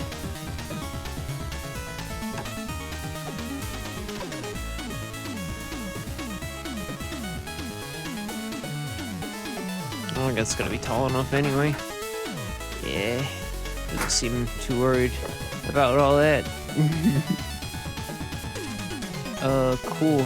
Is there anywhere else to put this? Can I put it here? No, it's too big. So what the fuck? Oh, you know what? You probably needed, I know where you need this. Hold on.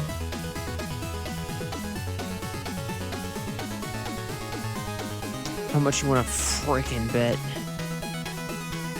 Oh no, that's about all of it too, huh?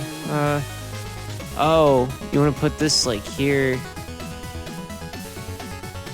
Oh. No, you don't, I suppose. I can't put it right there? It seems a little silly.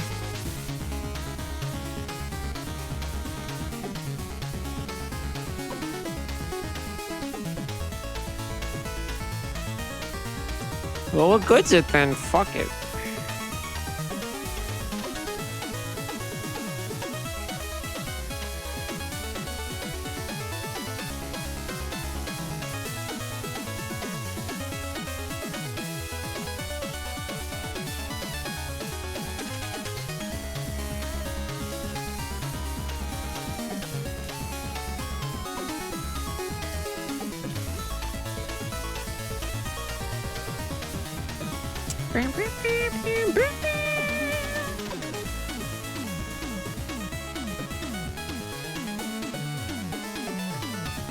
I need more snacks and drinks to continue this balcony. I do believe. I think that's my fucking issue.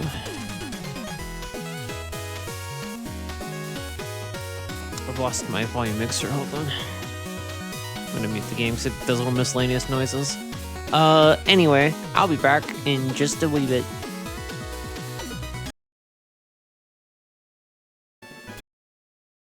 The closest thing I have to HP regen is literally just letting Frosty the Sceptile die and then reviving it with Revive.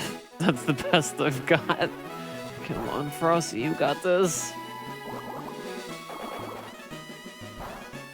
I think he ran out of bounce.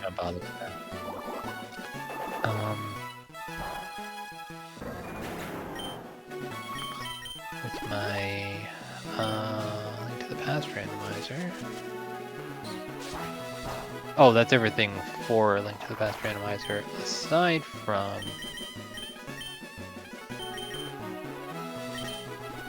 Oh my god, I used another hyper potion. It's so over.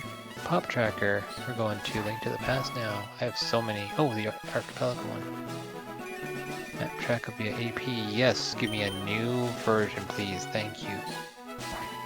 AP. Yes, Chris. Still passed. Ah. Alright, this. Yes! Oh my god, this is it. Thank Christ. I don't think it's its last Overlay, do not- Pokemon. Yep, that's not its last Pokemon. I'm fucked. Okay. Oh, this Alakazam finally. was fucking earning his fucking keep. He did it. I think I beat Coco. I think that's it. Coco has 4 Pokemon, not 3. I'm going to lose it. Oh, God. Harryama's just so fucking tanky. That might not be enough. Oh, that might be it. Oh, yeah, we're fucked. That's it. All that for fucking nothing. I put him to sleep. I'm still trying. I'm still trying. She's level 9. There's no way. There's no way this is gonna fucking happen. Oh, he tried to use Focus Punch while he was asleep. What an idiot. All right, Hypnosis. Oh, he's letting him do it again. Okay, come on, Breachu. Yes! Oh my god, if I kill this fucker with a level 9 fucking Pichu. Oh my god. Is that the one that you named Breechu? Yeah, this is Breachu. Breachu is coming in clutch. She's earning her Awesome. fucking keep. Oh my god, God, this is no fucking love way I that. get away with this. I love that. It's so good. There's no fucking way I get away with this. Season it with the cheese. This is pure cheese. Okay. Okay, it's still asleep. There is a fucking chance. Come on. Is this gonna be enough? No, he has like 1 HP left. He's still asleep. That's it. That's all I needed. That is all I needed was 1 more hit. No, I sent. God damn it! Sword, but not the you. Ugh. I sent a sword to satellite. Holy shit. This is the closest I got to hammer time right now. Funky music. Bomb Rush Cyberfunk will be coming back to will return in Avengers. Yeah, Random Ring streams. We haven't done Bomb Rush in a bit. That's gonna be coming back to Dorky World. Dorky World's gonna be fucking like early-ish October. I put out a date for it, I think the 7th or something, I don't remember. It's some Wednesday. It's some Wednesday in October it's gonna start.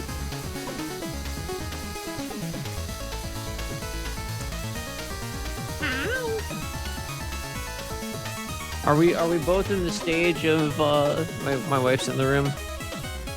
Are we both in the stage of it's too late to take a nap? Am I right in my assumption? That's part of the reason I went live. I was like, I don't have the energy to do anything else. But I was also like, I want to do something, but I don't want to go to sleep because it's fucking late at night. I don't want to take a fucking quick nap. Quick naps at 9 p.m. are traps.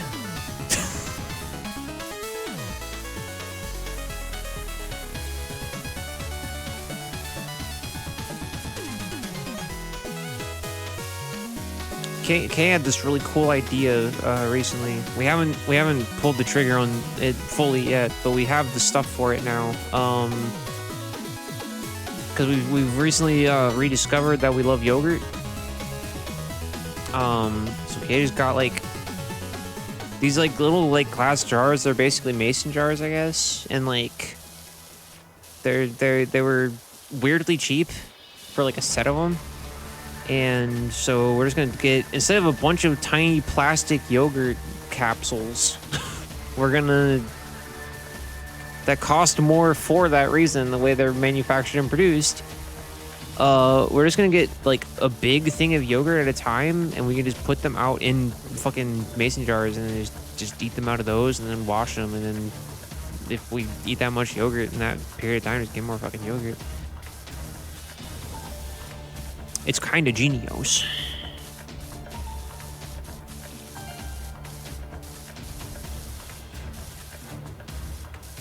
Also, yeah, Kay's been going through dental hell recently, so yogurt is good to have. What? Yogurt and oatmeal. I'm glad you at least fuck with oatmeal when, like, I don't know. Actually, I was gonna say when I'm in dental strife, it's torture because most of my favorite foods are chewy, which is also true. But also, like, I can finagle spaghetti, and I have bananas. That's the other thing too. I'm also just kind of a garbage disposal, and not in a sexual way, chat. I like I'll usually eat whatever.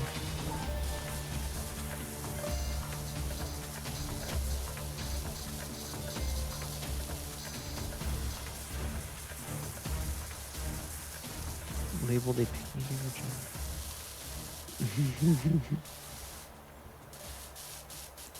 Where's the fucking Theodolite? Where the fuck is the thing? Ah, I see. It's probably just because we're at the beginning of the game, but I think for the most part, this game's a little like more forgiving with that shit. Maybe I'm wrong. It seems a little more forgiving with that shit. Or the first game was just a lot worse with it. I don't know. Either way. I like Power Simulator too. This is nice.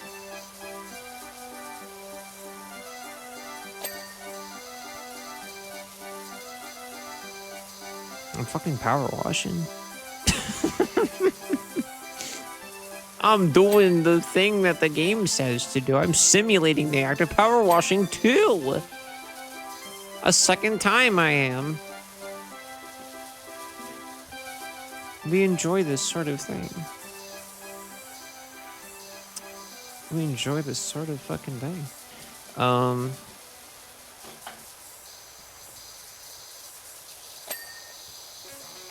Mia's also in the room. She screams.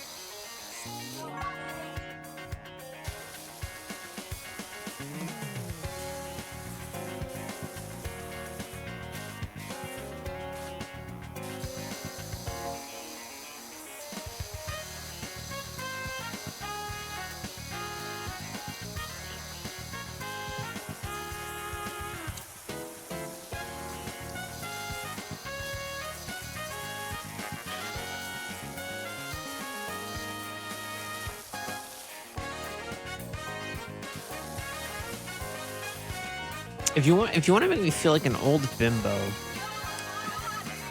give me in a fighting game. This is how you do it. I love Marvel vs. Capcom 2. It's one of my favorite fighting games ever. Probably maybe just like I think Soul Calibur 2, the more I think about it in hindsight, might take the cake. But the overall vibe of Marvel vs. Capcom 2 is my favorite. And also the fact that there's like 70 fucking million characters and they're all just silly freak guys who in the comic, like, or whatever fucking media they come from, they can like decimate planets. But in this game, they have a hard time fighting Servbot from Mega Man Legends. I think that shit rules. I'm just very bad at the game.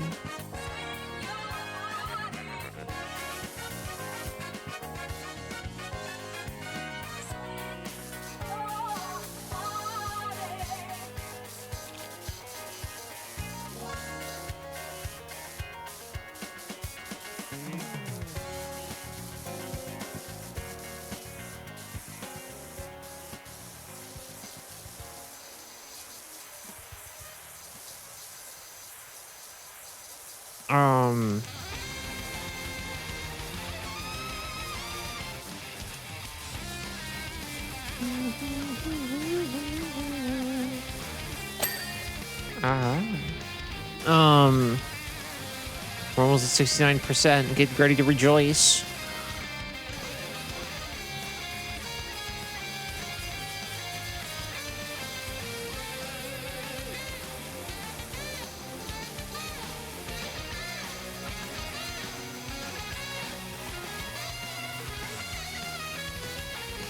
Because fighting games, I feel like there's certain shit with it. It's just it's too hard to fucking get into. It's too much like schooling. I've yet to play a fighting game that actually gamifies the process and doesn't make it feel like a fucking training regimen to do anything. I fucking hate that shit about fighting games. They made me fucking sick.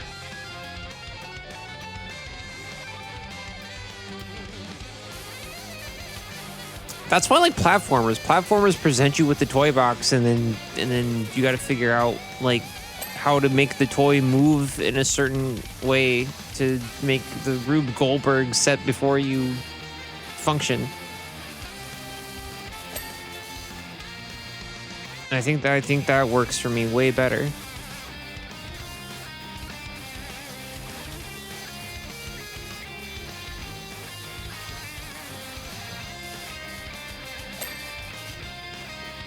And most turn-based RPGs are just a glorified fucking storybook with some fucking puzzle elements thrown in every once in a while. Like, there are a couple separations from a visual novel. What you see is what you get.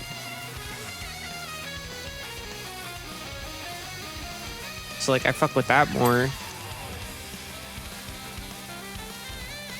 Like, fighting games have the fucking, like, tutorial and, like, the training mode. That's, like, it.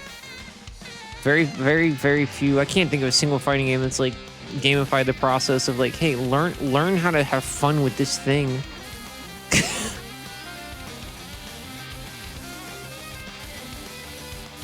And the response to that issue is lab. It's like, no.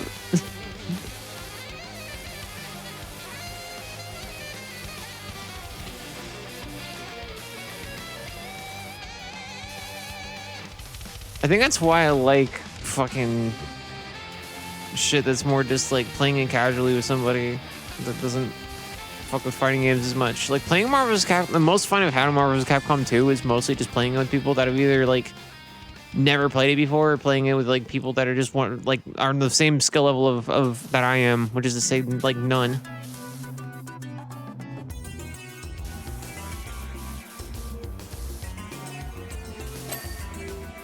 All right, there's the trim. 69%. Let's fucking go. But like, the thing is, I've never known how to fix the problem. I'm like, there's an issue with this. What would solve it? What would make me feel better about getting into a fighting game? And I really just don't think there's an answer. I think you have to like basically have a college degree in that shit to have fun with it, and that's why it's not fun. Is because some people like genuinely do believe that the dopamine that you get from doing a certain thing with it is cool. I don't think a video game from front to back is fun to me if it doesn't present itself as like, here's how you play me. Like, especially fighting games that come out recently. Like, well, maybe not even recently. Over the past like 15 or so years, probably, I'd say safely. Are more like, you know what this is.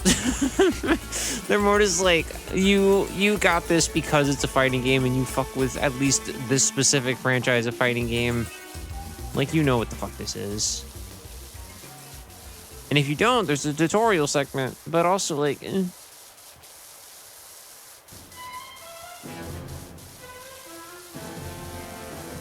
Like, it's also just kind of fucking, I don't know.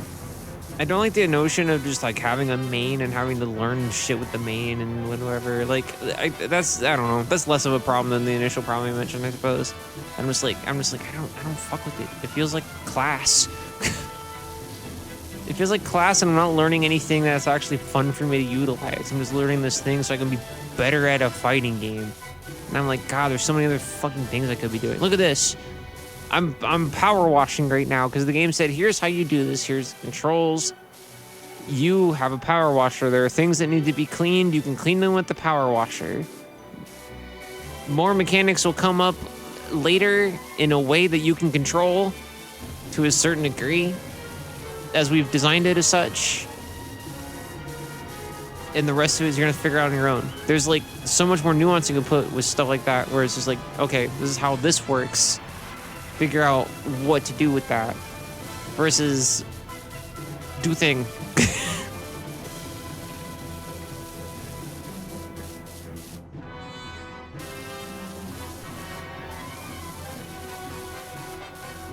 I don't know. I've just never been good at it. And again, like I said, the solution is lab. The solution is go practice up or get a fucking like fighting game sensei. And it's like I don't want to do that. Shit sucks. Is ass.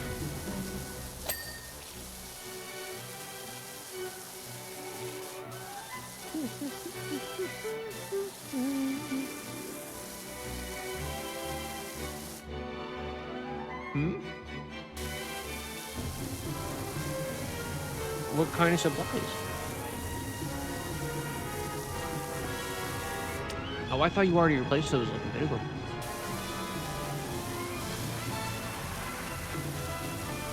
Wowee.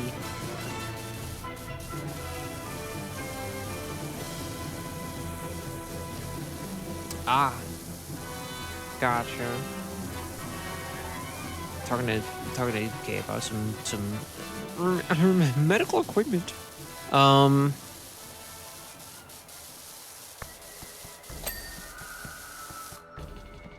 kind of surprised I still have my vision as good as it is. That I haven't need glasses yet. I think I'm coming close to the age where my parents, because like I think to a degree a lot of that shit ends up being genetic. I think.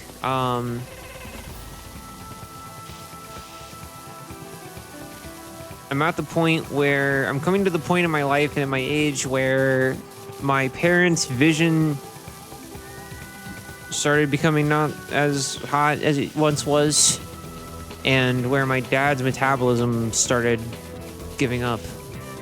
I haven't seen too much of the metabolism really yet, and I haven't seen the real vision issues. Then again, I guess if I can't see it. No, but I have 20/20 vision, or at least very, very damn near close. I'm pretty sure I just have what is legally, legally, you know. Last time I went to an eye doctor a few years ago, not very long ago, I was deemed to still have 20/20 vision. They also said I don't have an astigmatism. I don't know how much I believe that though, because I've had a whole other doctor's office, and I think even one other place maybe in my life tell me I have an astigmatism. And then I move up here and the doctor's like, no, you don't. And I'm like, how? For those who don't know what an astigmatism is, which is probably, I feel like, I don't know where the astigmatism fandom and my community lie, where they intersect. It's basically like you get these weird spooky things when you see like traffic lights and shit at night.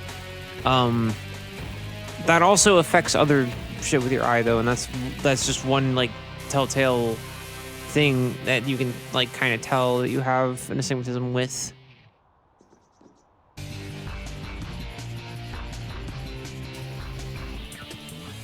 Let's see, it just taught me how to do this. Hold on.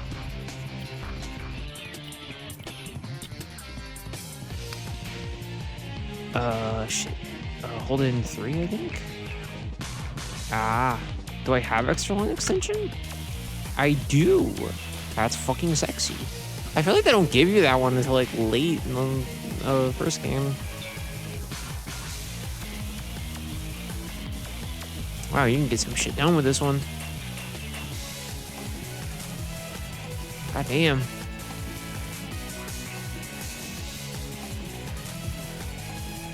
Satisfying, if nothing else. As you could say that about the vast majority of the fucking game by proxy of what it is.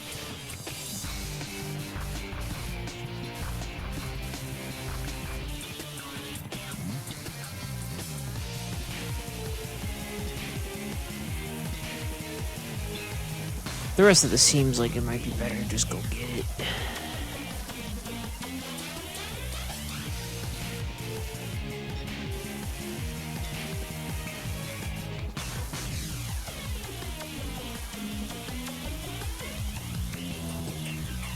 But yeah, I have the spokes thing that I see. But the last doctor that I went to, eye doctor, told me, the thing is that like natural light is the thing that you don't really see that with, right? And I was like, yeah. And he was like, traffic lights are an unnatural light, and like we're not really meant to have that much of a contrast between light pouring directly in our fucking faces and the dead of night at the same time like that. So like if it's not absolutely like terrorizing you to the point where you cannot see, then I don't think you have an astigmatism. And with all the tests we ran, we don't really see one that has a specific look when we like scan all your shit, and we didn't have that when we dilated your eyes. I'm like, mind blown, I guess. In the sense that I don't know how much I believe you. Because that also implies that like everybody has that, and I've had to explain to people like the spokes. So I'm like, I don't know about that.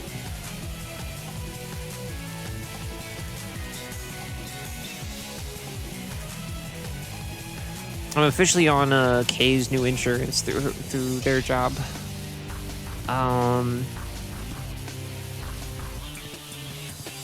Which is better than the insurance I was getting at my job that I'm working in like 3 years.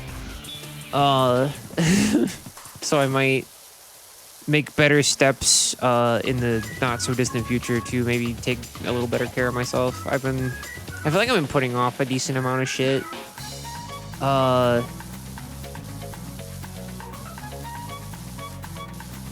Not to the point where I'm like worried about shit currently. It's just like, I don't know. It's one of those things where I'm like, if I have it and at a point in the near future can afford it, might as well. Dental, I've been putting the fuck off. Dental, I have no excuse. I had dental insurance through my job. I now have better dental insurance through my wife's job. There's yeah, I just kind of put off dental. Because they always try to get you on fucking like cavity shit that isn't even like there. Or like anything that's like bugging me. Wishy, I've just heard from Sonia. The beam's gone because someone's stolen the merman's gems. That's shit I think I remember from, oh yeah. Yup. Do I have to go back there? To go back there and deal with that freak?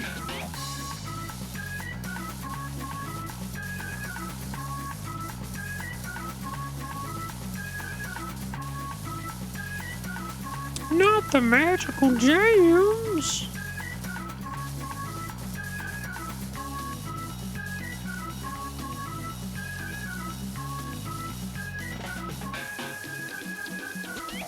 Vision is one where I feel like a silly privileged bitch every time I go because I have 20/20 vision, and I'm like, I gotta go in to like make sure this isn't the one where they go, oh, your left eye is going to explode if you don't take this pill.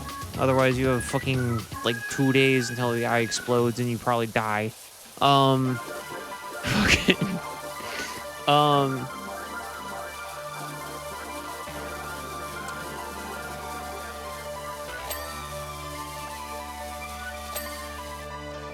Therapy, I think, is the big one I need to do, but I don't know what I want to do with that yet is the thing. I feel it's a weird sensation that I don't know how to explain that makes me feel like probably kind of a silly bitch.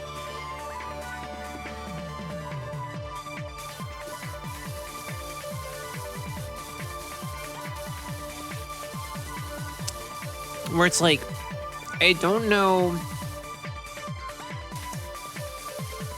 how much of my like rage issues are just circumstantial. I don't know. Plus, I'm not like hurting anybody.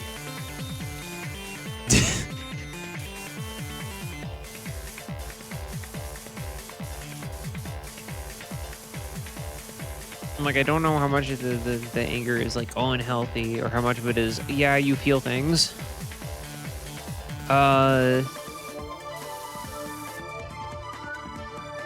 then there's like, I guess I could just go for personal reasons or like person-oriented fucking therapy. I'm like, I don't know what that fucking even looks like either.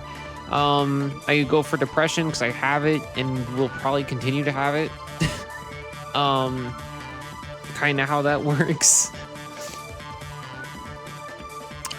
Which honestly is probably one of the more feasible answers. Is just that I'm like, I don't know. I'm gonna take that one a day at a time. Oh, so you can get all the way up here. Let's fucking go. Oh, baby. And there's like gender shit, which for reasons I don't really want to discuss this stream, probably. That one's kind of speaking to me a little. That feels like a gut feeling of maybe if I can end up affording it and find a decent actual therapist for that is the right choice. I had a very funny thought of like when I lived in Kentucky, I had a really good therapist. And I'm like, it'd be funny as fuck, like, because it's gonna be like telehealth visits and shit anyway, right? So I'm like,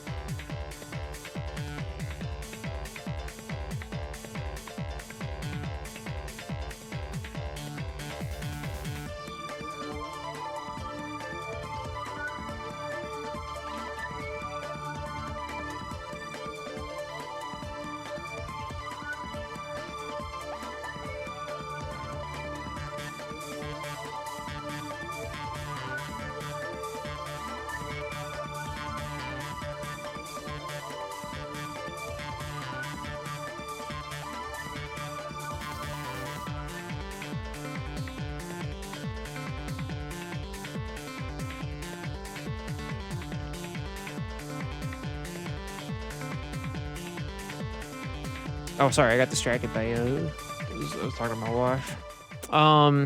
What was I talking about? Oh yeah, therapy shit.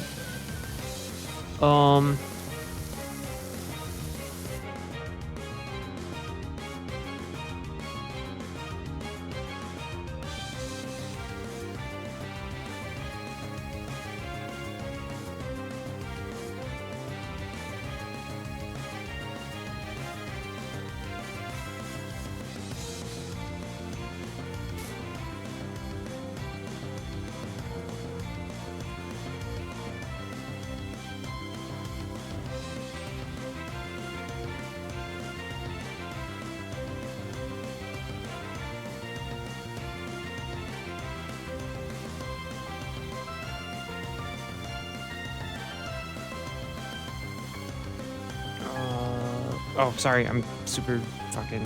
Normally I'm good at texting people that ping me and then doing this at the same time. Right now, I'm like, not. Here we go. I'm back. Oh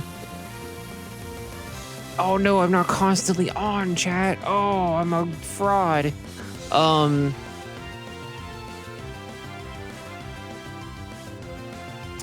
Oh yeah, I had a therapist down in Kentucky, and I was like, it'd be really funny if you could do out of state people, and just do telehealth visits and just be like, hey, it's been a while, I'm back. What happened with that one is that it wasn't even like I need to see a new therapist, like, or anything, or like I'm not seeing this therapist anymore because she sucks, because she was good. It was just, I was like, I was working at Amazon at the time, and I went from full-time to part-time, and people were like, aren't you like not gonna have money and benefits and shit? I said, well, half the shit that I've been trying to use my benefits on with Amazon since I've started here, they've either like partially denied or like not covered as much as it says in the paperwork, or they've straight up denied me shit several times. So what are my benefits even for if I can't actually use them? So like part-timers also, I think, get dental and some other stuff. So I was like, so the shit that I actually can use and have been using, that'll work. And then the shit that they claim is really fucking good, and everybody says, oh, you gotta work at Amazon because they have good health benefits and they'll pay for certain shit in full, has told me to fuck myself repeatedly. So that not being true, fuck them. And they're like, yeah, but it's like the money. Don't you live alone? And I was like, I do. However, I have worked here for long enough to where it's almost literally tenure. At the time, I was like, and having been full-time for a few years now, half the time I'm trying to weasel out and find legitimate excuses to get out without using like my UPT. So I was like, at what point, why don't I just do the full of my part-time hours as opposed to continuing to skimp around on my full-time? And so I did that. But the unfortunate thing that I didn't realize that would really hit the most, or like after the fact, was I was like, oh yeah, I can't go to my therapist anymore. But at the same time, like by that point, I was like, I kind of did the shit I needed to do with the therapist at that time, I think. Would it have still been good and beneficial probably to still have one? Yes. But at the same time, I was like, I don't know. I kind of just come in, talk about shit that's going on. And it's not even like specific to like any like mood thing or any particular disorder I have. It's more just like there's things happening. These things make me sad. This is how my day is going. And then I get a pep talk and then that's it. And I was like, I don't need to be paying as much money as I am every like. It was from every few weeks to like once a month, and then I was like, I have something else financially going on at the time, and I was just like, I can't. I was like, I can't afford to do this and do everything else. Like, it's just not smart. So I just stopped.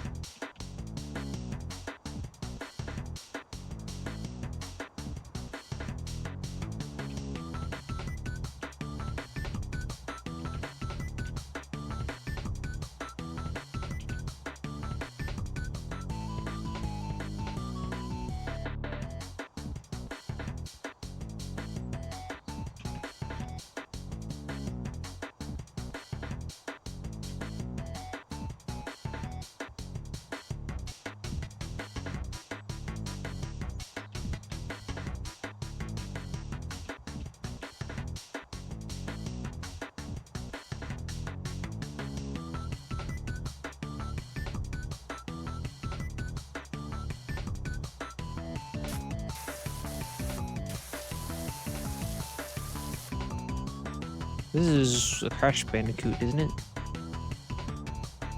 Crash Team Racing. I was like, I recognize this song. I was like, I know it's a Crash Bandicoot, but I don't know which one. We might still stream Crash Team Racing one day. I've been thinking about it.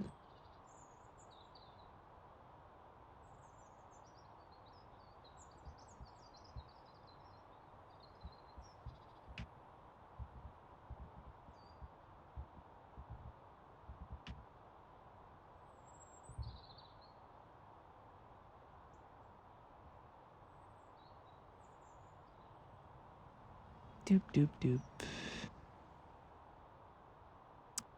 Talking about some medical shit. Anyway. Sorry.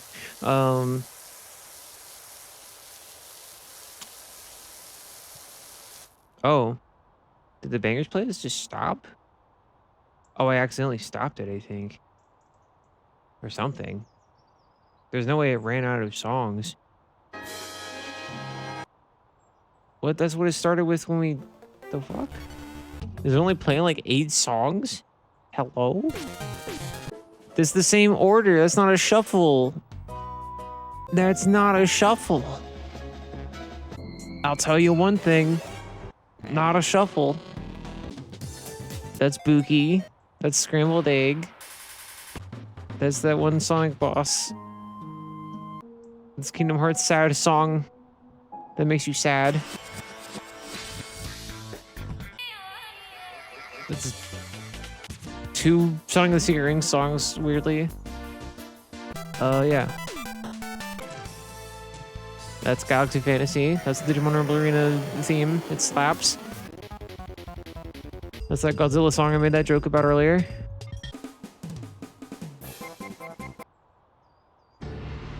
Yeah, this is all in the order of what we just listened to. I'm certain.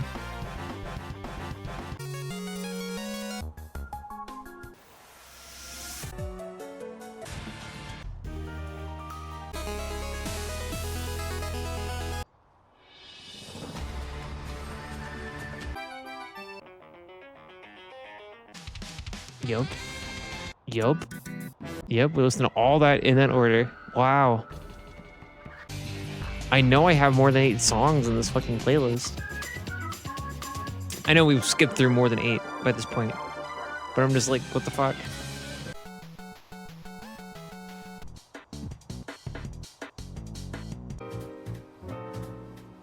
Okay, I guess I just like stopped it. I don't know. That's weird. Sorry about that. Anyway. Fun stream. Fun stream segment. We're almost done with the stage. I might keep going after for a little bit. After we're done with the stage, I might get up, get another like... Oh, I brought a snack. I brought a snack over here and forgot. Either way, I still need to get Mia dinner, which doesn't take long in the slightest. But it is something I have to get up and do. I can't like stream and do that.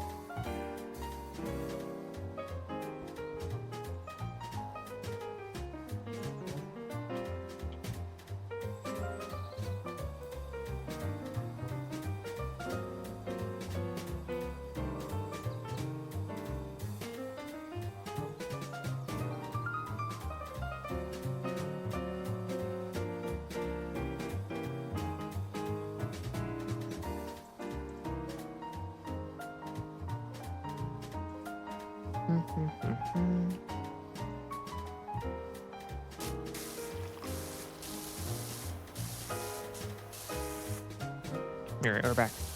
We'll see how I feel after I beat the stage. I think I still got it in me.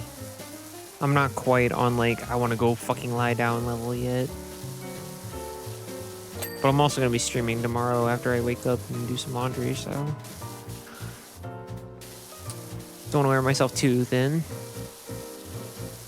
But I mean, mostly with this, it's like not a whole lot of hand-eye coordination. Like Paper Mario 1000 Year Door stream kind of was like not exhausting necessarily. It was just like I forget how much like streaming kind of like I don't know for people who don't like stream. I think part of it's just how I stream. I don't think streaming, the act of it, has to be innately exhausting. I think just the way that I wrap my head around doing it as a performer, I view every single one of it as a performance, and I guess in a sense that is true of pretty much every stream where a human is actually doing something live. But I'm like, I don't know. I just overthink shit. That and like, I'm just like, I gotta constantly be on. I gotta be doing something. And it's like, nah, not really.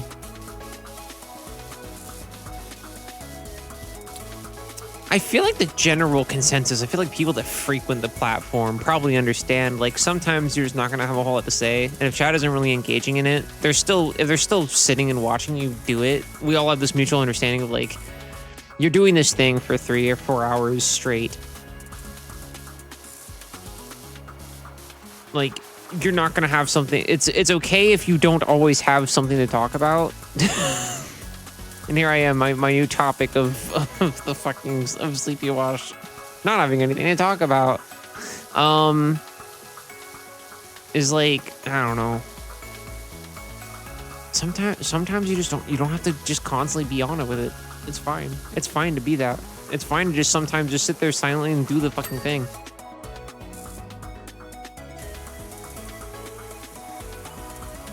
And mean, at the end of the day, it's your channel. You can do whatever you want with it. Right? For me personally, I'm like, no moment can be boring. Not a single one.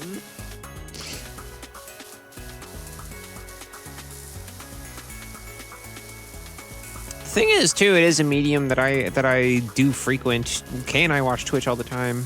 I've been watching Twitch probably the same amount, just in a different like way, I guess. Upon moving up here, moving in with Kay, than I did before.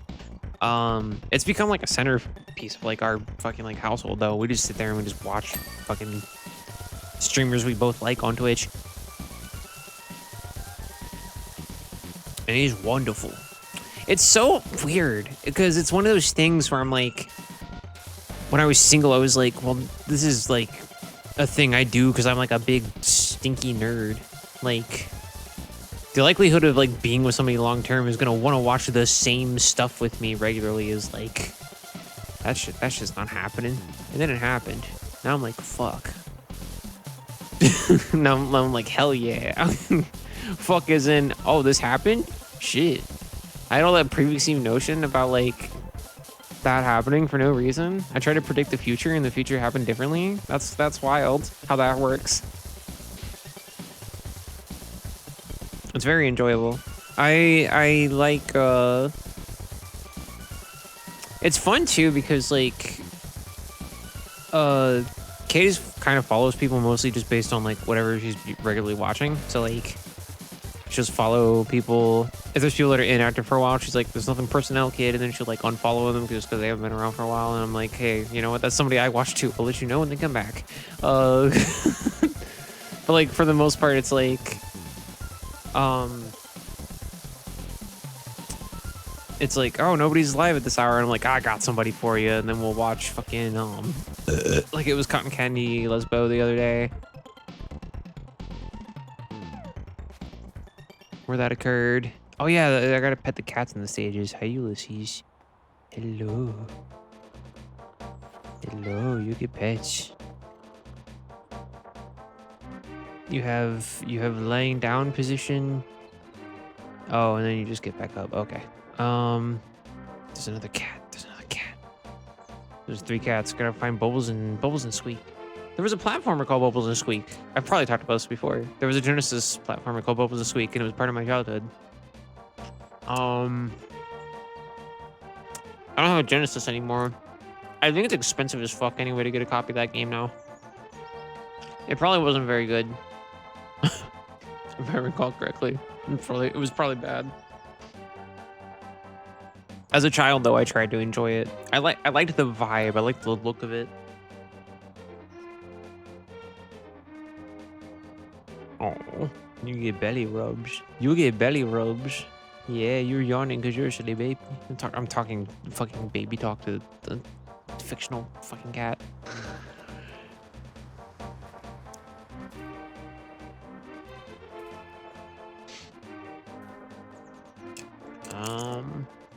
Oh. I found you. See, Squeaks is always up to some bullshit. Squeak is always up to some bullshit is what's up with Squeak.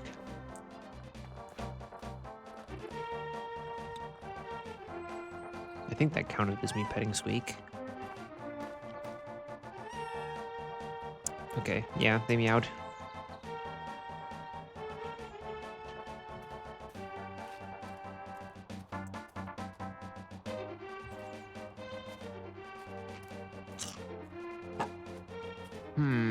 Maybe bring this up will help me.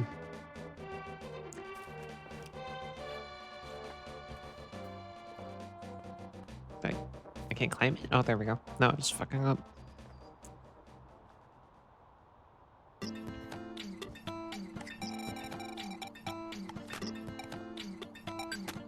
Oh, it was the Katamari menu. I was like, I don't know what the fuck this is. I played some of the new Katamari.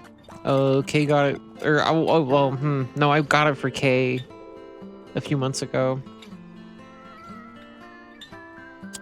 It seems pretty cool. I haven't really played a whole lot of it though. We both kind of bounced off of it, but also I kind of bounce off Katamari anyway. Katamari is very much, I very much respect the like overall fucking vibes and the tone and how it tells its story and shit. That's the shit I like about it. The controls I don't. There's simplified controls and shit too on like the newer ones, but like I'm like it feels like it defeats the purpose of what the game is after the fact. But like the point of it is that the controls are like weird, which is why I like enjoy it and respect it. At the same time, I'm just like sometimes it just I feel like I can never be good at it, and it drives me nuts.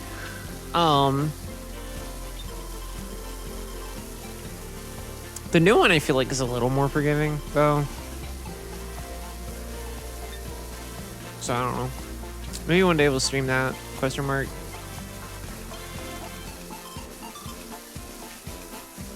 For anyone watching this too that watches my streams regularly, I have a rank 1 profile. You can look at it in my about section. You can go there and you can actually request games for me to play. You can also, there's a list of games that I have on there, and it says it's like the want to play segment. You can pick that, and you can pick one of the games that's already on there, and you can give it a thumbs up.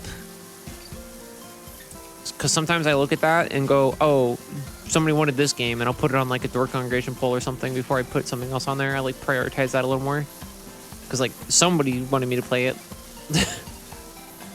The thumbs ups I'm pretty sure are anonymous too, if you want to do it that way.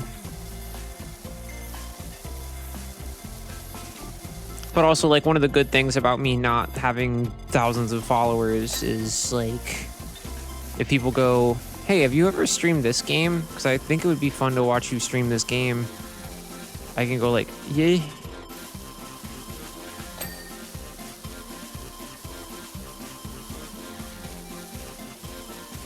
Oh, we're like almost like actually done with this one. Fuck yeah. Okay. I thought we still had a lot more left. Evidently not.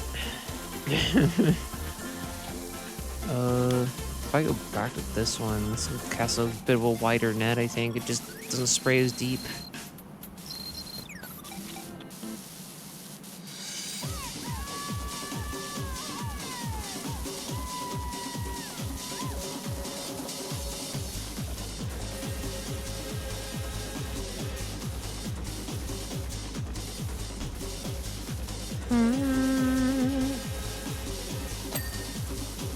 That's done.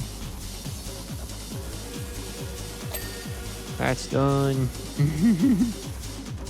There's more up here. It's teasing me. It's like, oh, go up here and do this. It's like, I'm not going back down there if I have to climb up here in 2 seconds anyway. Fuck you.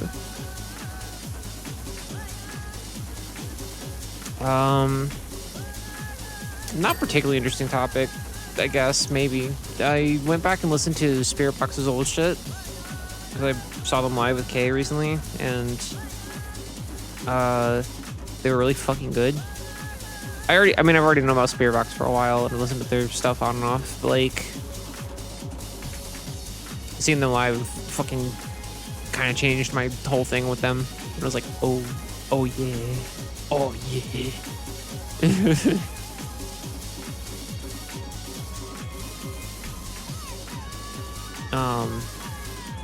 But yeah, listen to their old stuff because I'd heard some songs from their old EPs and stuff like beforehand, but I didn't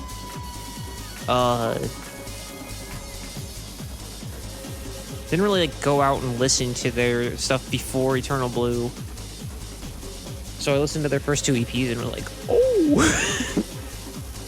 They played The Void live and I was like, oh, is this one of the new ones? I don't recognize this. And turns out no, it's one of the old ones and it fucks. I love The Void. The Void might be one of my new favorites.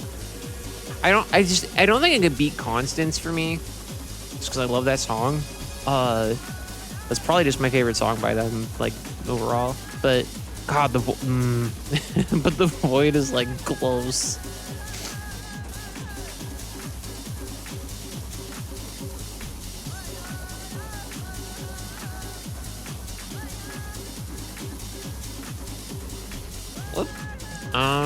Here, I'll tell you what. Oops. I hit the Windows button. Hello. So maybe not do that.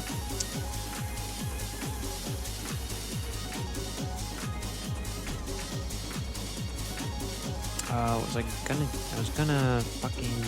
Oh, great. So this way I can get up and down here easier. By the way, if you want to listen to more Spirit Box, their new album is good. Don't shy away from it, because if you like supporting artists, listening to their new shit is one of the better ways to do it. Not that listening to their old shit hurts either.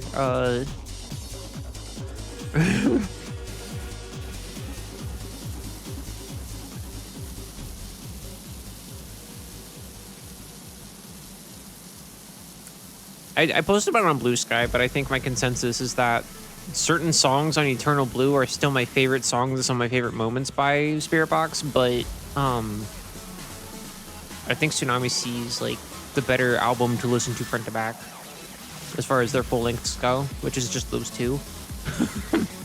To my knowledge, there might be another one I've forgotten about that I haven't listened to yet.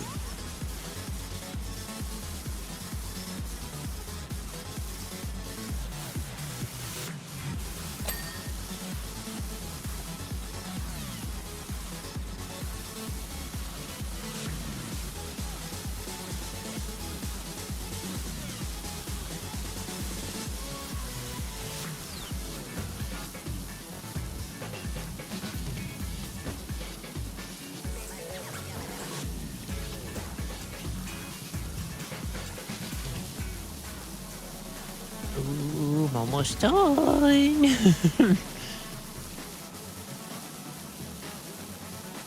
I don't really have vertigo or anything, or like, I'm not like super afraid of heights, but I kind of hate doing shit like this, or I'm like at this little corner of it and like having to look up to do it. This is a video game, so I'm not in any danger. I'm just like, like the slight quease of that having to be a thing I have to do in real life gets me regardless. Just a little bit, not at the point where it's like actually uncomfortable and bad. Not to the point where I'm like freaking out.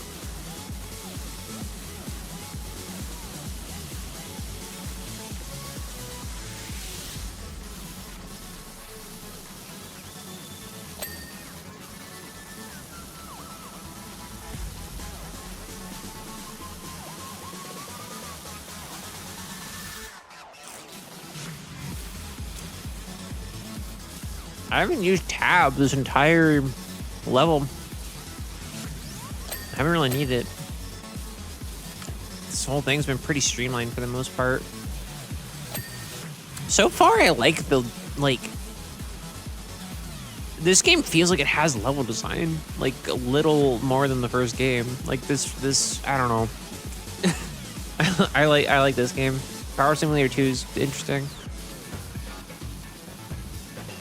This is quite good.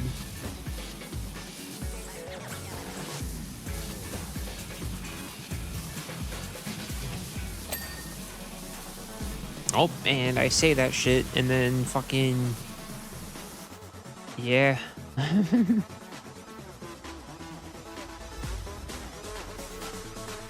The HE double, fuck am I missing, man? Something up top. Okay. Oh, it's glowing white, so it's probably like the last thing.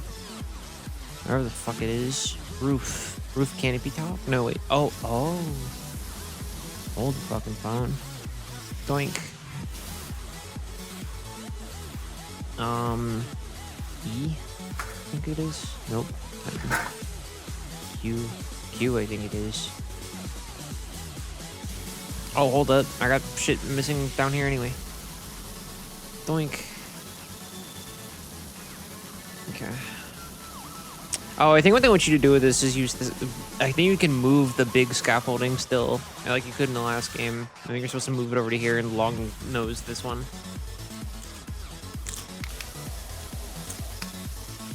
But I'm like a bit of a fucking punk ass bitch, so I'm not gonna do any of that. You ever hear about Rage Against the Machine? Oh, I only have 3 things left then. Entrance, decorative block, and roof canopy trim. Q.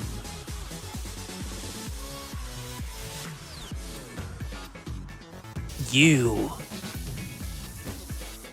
fucker. Alright, here, hold on. Oh, son of a bitch. It's the fucking ladder. It was my demise. Here. Even on it is still fucked. Oh, okay.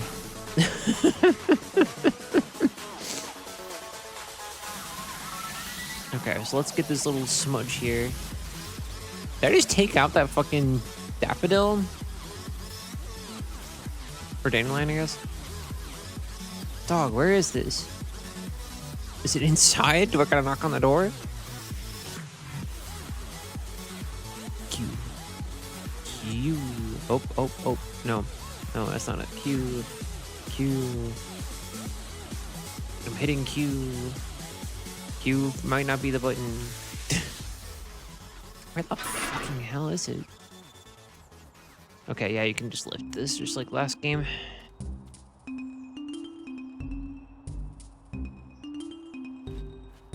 Can I even put it here? No. Ooh. I know there's like a little there. Now I'm stuck in bushes forever. Hello, Ulysses. Ah. Yeah, that'll do her. There was no real other angle to get that from than where I'm at. Yes! New item available in the shop, you say? Alright, there's me twerking. And also there's me spraying down the house.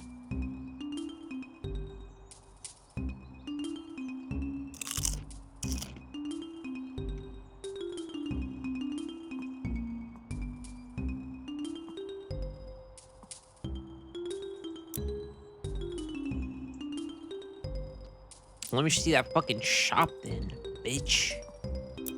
What's new? It said there's something new. I kinda want this shit. I kinda wanted to save up $1 million bajillion and just get the top fucking sprayer.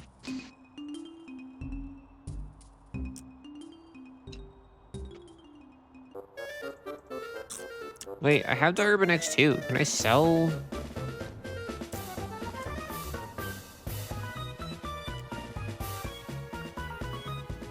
The Prime Vista?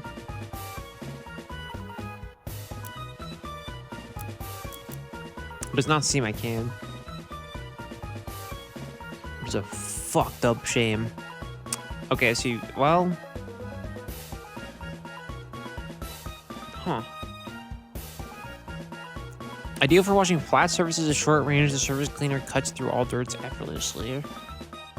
Do they actually have different purposes this time, or like... No, this one just says professional duty. Like, what the fuck then? Why would I do anything else? I can go 2 up and get the next Urban X, but then I feel like that's a... Well, that's... I still don't have the money for that. Oh, yes, I do.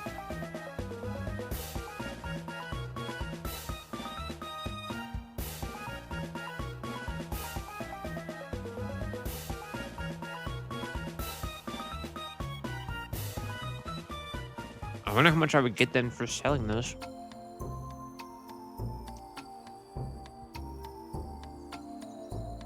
Oh, I love Klonoa. This song makes me sad.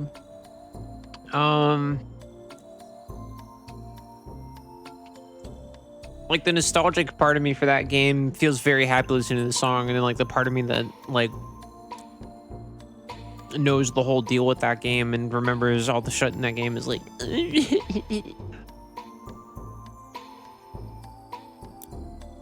Can I just sell this then?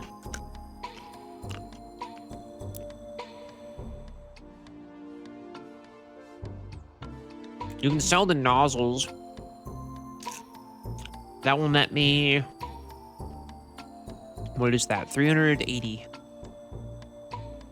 Which is not enough for the Prime Vista 3000.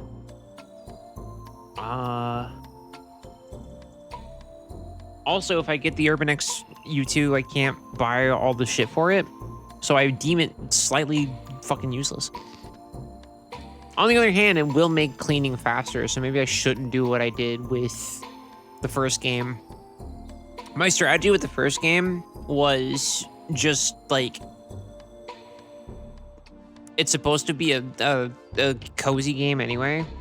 So just go through slowly with the default equipment, because you can beat it with the default equipment. And then just save up to buy the best thing.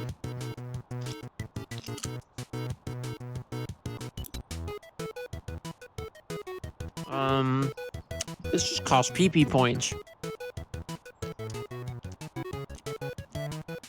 This just costs PP points, so like... yeah, I don't need my Urban X to look red like that.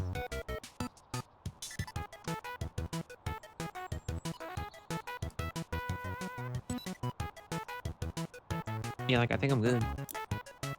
Does cost P? Does cost P?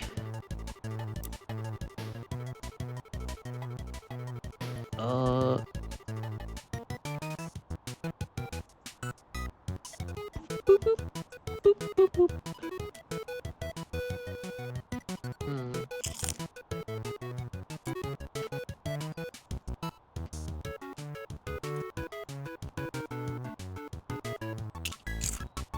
That's what I'm rocking now.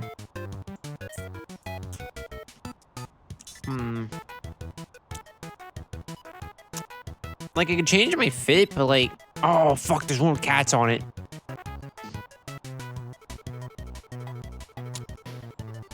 Oh, no. There's an 80s fucking Barney the Dinosaur-ass fit. There's a furry fit. I don't know if the light blue is for me. Like, they gave me one of my favorite colors as the default. So I'm like, oh. I can change my clothes, though. I guess that'd be okay. It's 100 whole peas, though.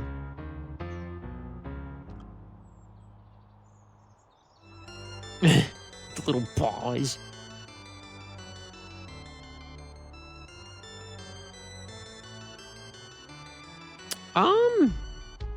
Oh, I already have blue. Okay, never mind then. I can change the van?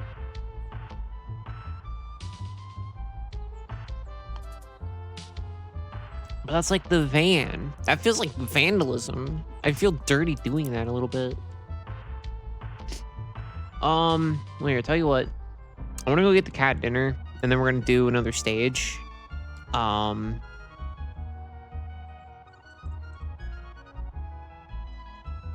We'll do like another like short stage probably or something. But yeah, I gotta feed the cat dinner regardless. Yeah, I'll be right back.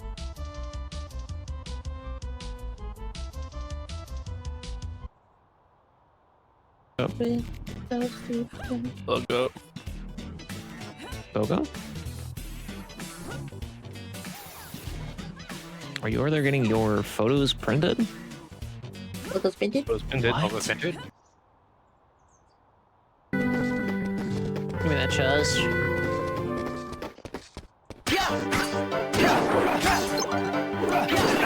I found the fucking chest. I look into the chest. Open up the chest with the bulletproof chest.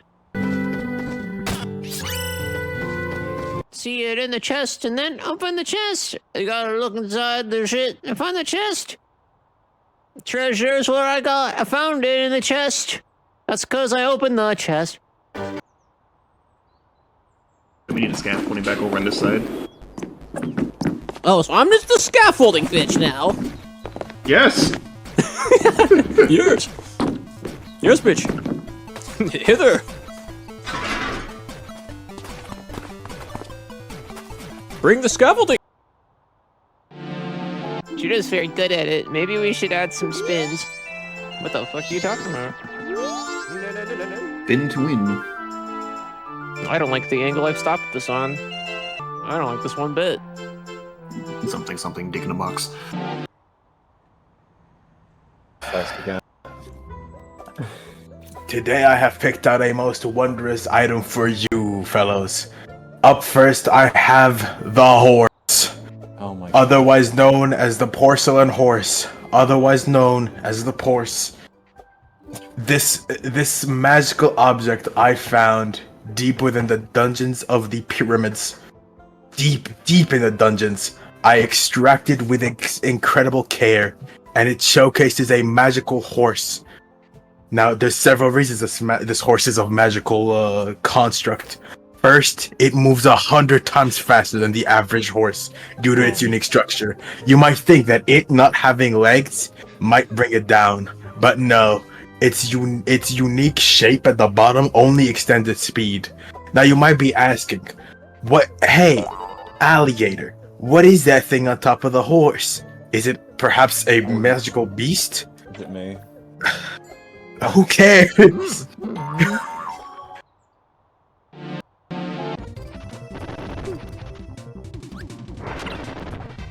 Leave that fucking bear alone. Jesus Christ. Dude, just lost half his health on bear. Here, open your fucking mouth.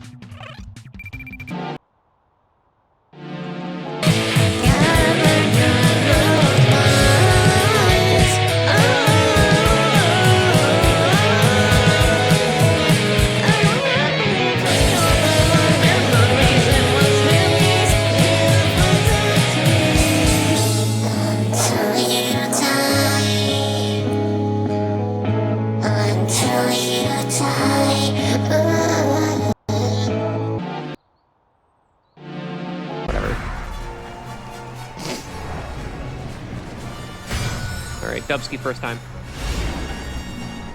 That is a dry as fuck water bottle. Ooh, the finale finals! The finals of the finale? Oh no! We got beautiful blue skies here at the Tokyo race course. The turf should be nice and firm for today's race. We're going to expect a good run for each of these is Umamusume. For the third favorite, we have Tokai Teo. She might not be satisfied with this ranking, but the second favorite is Silent Suzuka. Now here's the undisputed star of the show. It's Special Week. There's a star in a grace. What are you fucking mumbling about? The battle for a good position should be fierce today. Can the favorite Special Week live up to everybody's expectations? Silent Suzuka is flying with ease. Now Silent Suzuka is taking the lead, but can she keep it? Far beyond the lead in second position is Grass Wonder. They passed the first corner and are heading toward the second. Silent Suzuka is all by herself out in the lead. Eyeing up the lead from the second position is Grass Wonder.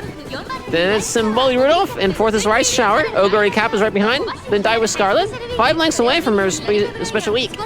Running from behind is Narita Brian. A little behind is Agnes Tyson, and then the soon for oh no, I'm not as good at this as I thought it would be. And coming around the outside is Vodka. Coming up slightly behind her is Gold Ship, positioned on the outside of Super Creek. Heading into the backstretch, Silent Suzuka is in the lead. Let's take another look at the rankings. Keeping the lead is Silent Suzuka. Next is Grass Wonder. Third is Rice Shower. Symboli Rudolph is coming up on her side. Diamond Scarlet is giving chase. Coming around on the outside is Gary Cab. Special Week is here. Right next to her is Agnes Taishion. Stacking next to the outside is Majiro McQueen. And directly behind her is Tokai Tayo. Position on the inside is Nice Name. We got 550, 550, we got 550 warriors. We're walking and talking and freaking and yelling and freaking and shouting and getting up there, but that thing in the air. This is amazing! Special Week pushes ahead. Special Week is stunned. She defeats the other runners and seizes victory. Rap God. What an excellent race. My heart's a flutter. That's the commentator. Don't mind her.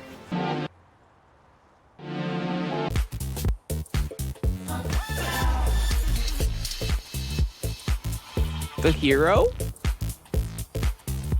Please enter a name. I wanna play as a girl!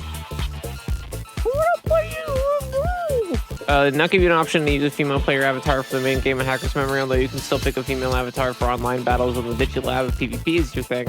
That's cool, I guess. I can't believe they make you play as a fucking guy, and then they throw all these NPCs in front of you that have different forms of programmer socks. Like, I think this game might be queerphobic. And with designs like this, how the fuck dare you? This K guy's a hacker himself, isn't he? If anything happens to you, なあ、お前がハッカーじゃ Okay. ないってこと Okay. 誰よりも Look, 親友の俺が一番わかってる。 I'll level. I'll level. I am okay with them not giving me the ability to play as a girl if this is yaoi. Listen, I'm your best friend. looks at the camera. There are 3 girls in like the opening part of the game with programmer socks, and they make you play as a fucking boy. Actually, maybe it's not queerphobic. Maybe it's just playing in the long game. See, chat, they make you play as this dude, wears like a big trench coat ass hoodie, and he wears a big thing around his neck. Not quite a choker, but something. He plays with little creatures online. He's really good at hacking. And then half the women you fucking talk to around his age are wearing short shorts and programmer socks. Maybe I was wrong about this whole thing. It's a hell of a dysphoria jacket with a capital D. Oh my god.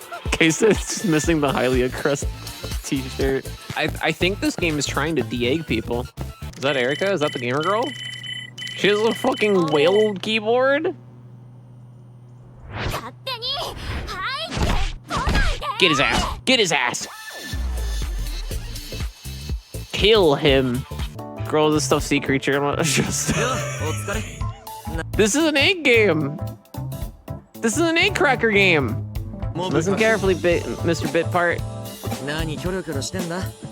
What are you looking around for? I'm talking about you, also ran. Huh? You don't get it? That's weird. I mean, you and I are cool now, so I thought I'd give you a nickname to match that background extra nobody special look of yours. Okay, let me think. Newbie nobody, no booby, cameo kid, red shirt. You want to know my reasons, huh? If I had to say, bringing happiness to all of the women in the world. How's that for a reason? To tell you the truth. Wait a minute, all the women in the world.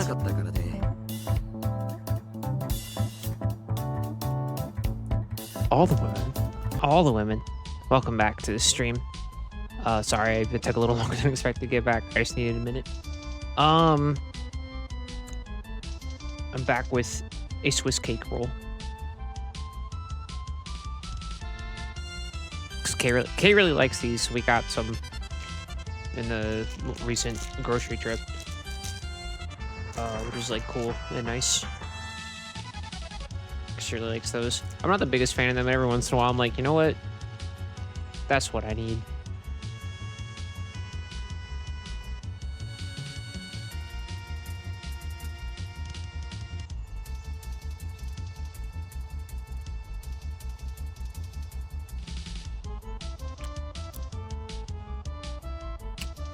The thing is, right? I'm just like, I'm not the biggest fan of fucking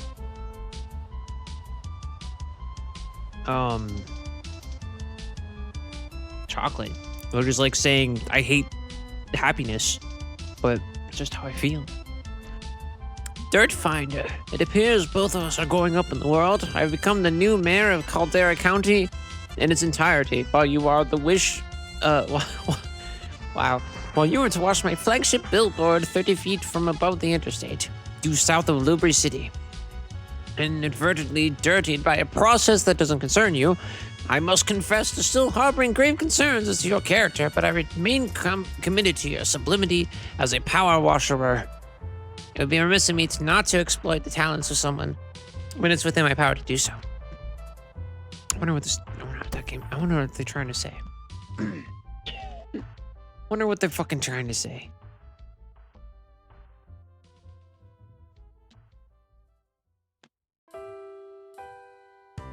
I wonder if I could fall.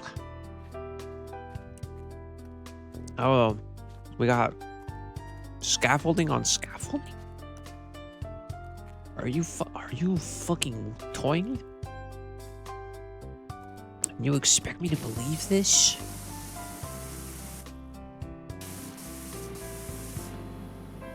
Can you reach that? Do I even need to jump on it? Do I even need to bounce up and down on this fucking thing? Oh, maybe actually. Yeah. Well, here. Let's do that first then. Oh, first let's put the cats. Hold on. Yeah, Ulysses. Yes. Oh, can you like? Oh, okay. No, the invisible wall.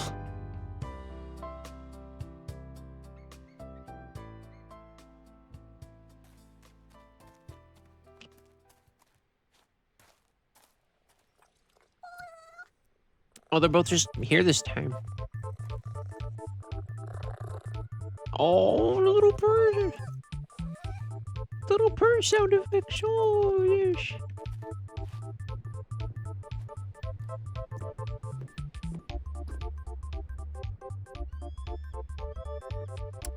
I don't know where the fuck you would actually want this then.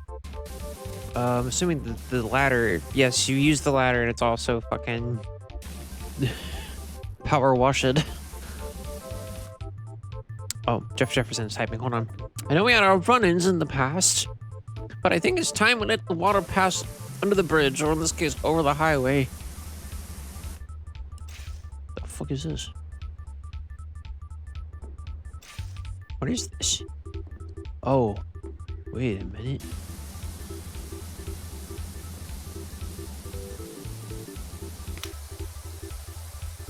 Are we about to do something fucking based? We're about to do some fucking grandiose defamation?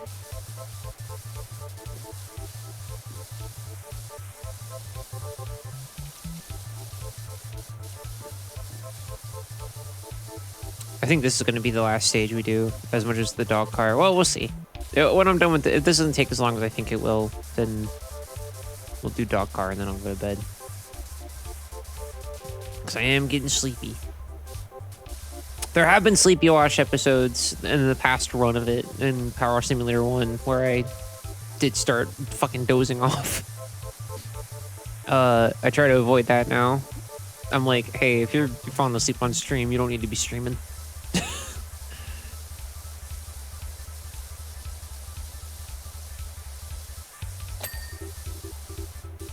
Oh, each panel is its own thing. Interesting.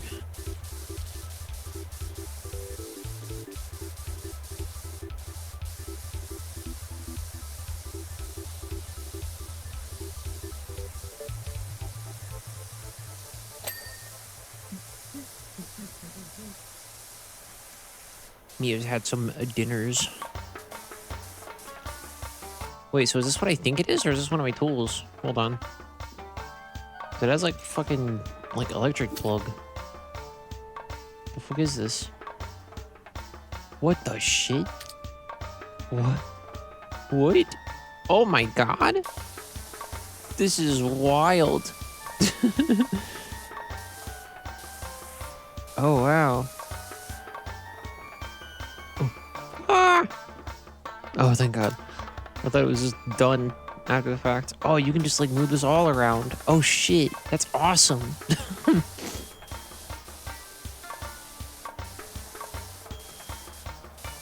So I guess you can stand up here, but I don't know why you would. Other than to fucking show off.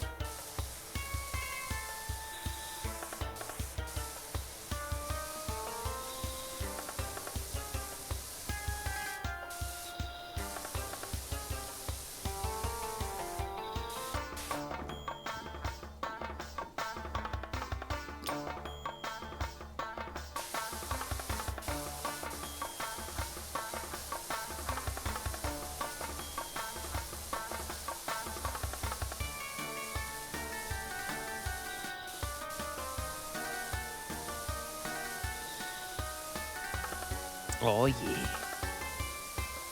This is chill. This is epic.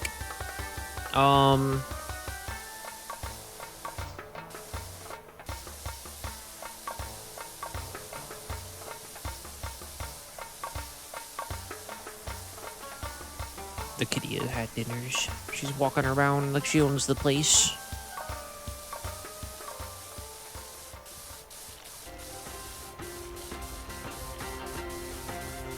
Ooh, I love this fucking.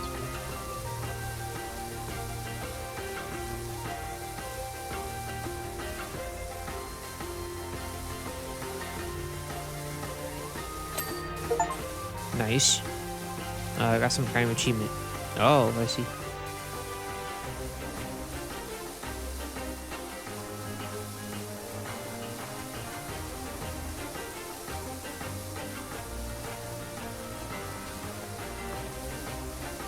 So this is the same Jeff Jefferson that fucking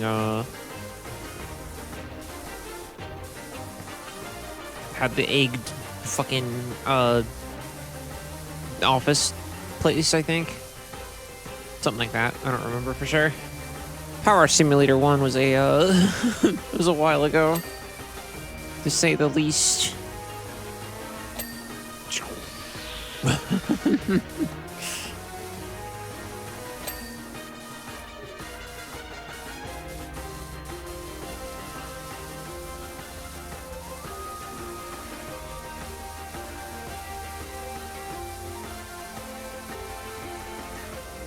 Oh yeah. Good, good.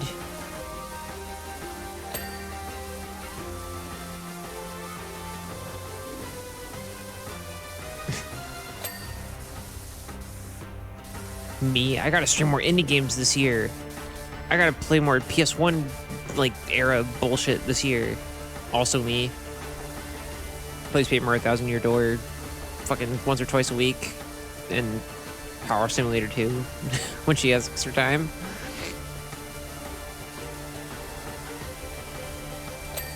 Bada boom.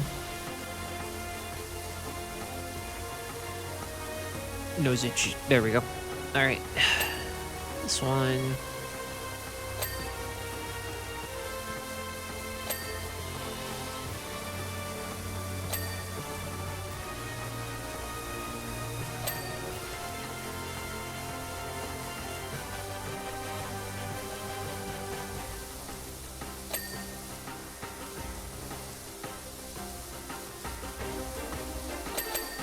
Very happy for the kind of sort of like space, I guess, space that I've like cultivated over the past few years. I think I've talked about this on stream before, but it's Sleepywash. We talk about whatever the fuck. This isn't like a thank you so much. Oh, Chad, you're my favorites. I love you all. It's more like just like I didn't realize how toxic the fucking community I was in beforehand was until I like fucked off out of it. And now that I'm like not in that anymore, I'm like, shit, that sucked. I forgot how much I had to like either be a massive bitch or like, oh, hang on, Poppy Wicks is texting me. Ever heard about this new Town of the Year comp? No. That's also the first time I've heard anybody refer to a competition as a comp. Muck's gonna win for surezies. Okay. 100%. Mother Town is a statue that fires a beam from its pineal gland into a dormant volcano for seemingly no reason.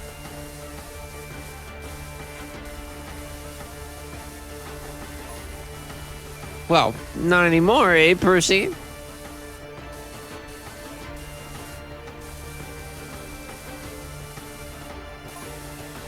Buckingham started as a hamlet for the dung collectors of a Pumpkin stable. We've come a long way.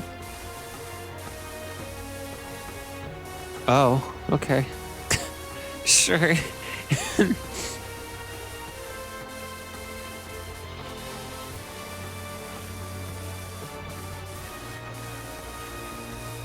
do you mean pick up? Did you say pick up? Oh, wait.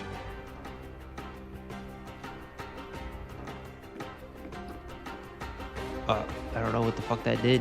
I feel less safe.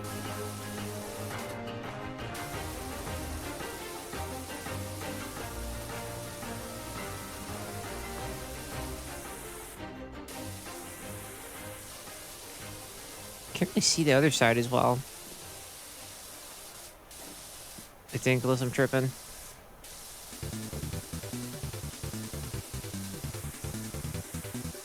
There we go. That's pretty good. Ooh.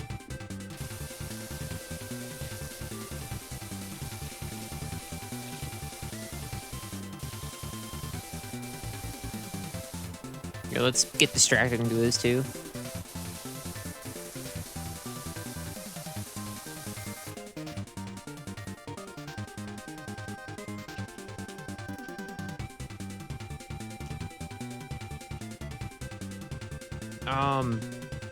What was I saying? Oh, yeah.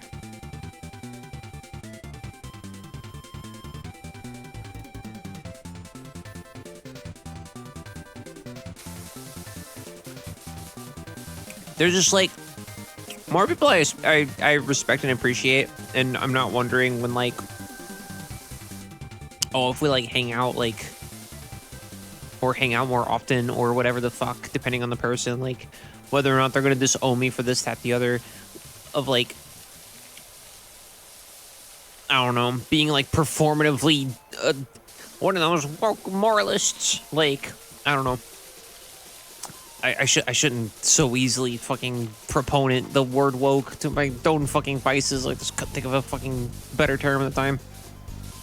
So I was gonna use the term activist, and then I was like, that doesn't make you an activist.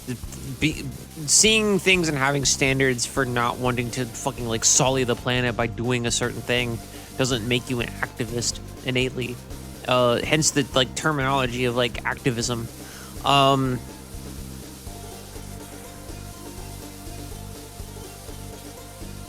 I forget where I was going with that.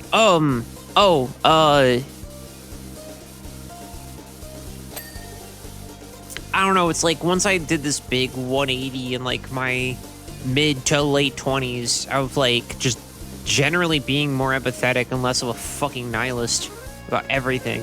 I wanted more to like,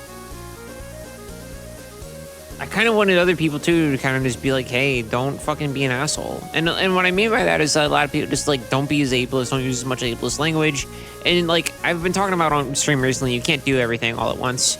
Like, someone's going to take time, someone's going to take growth, and some of it's just going to take knowledge that you don't have yet. And you can't be perfect, and it's okay.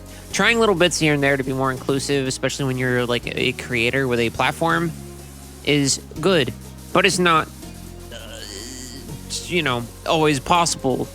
Or rather, it is always possible, but it's not always the most, like, readily available and natural thing to do, which sucks that it's not.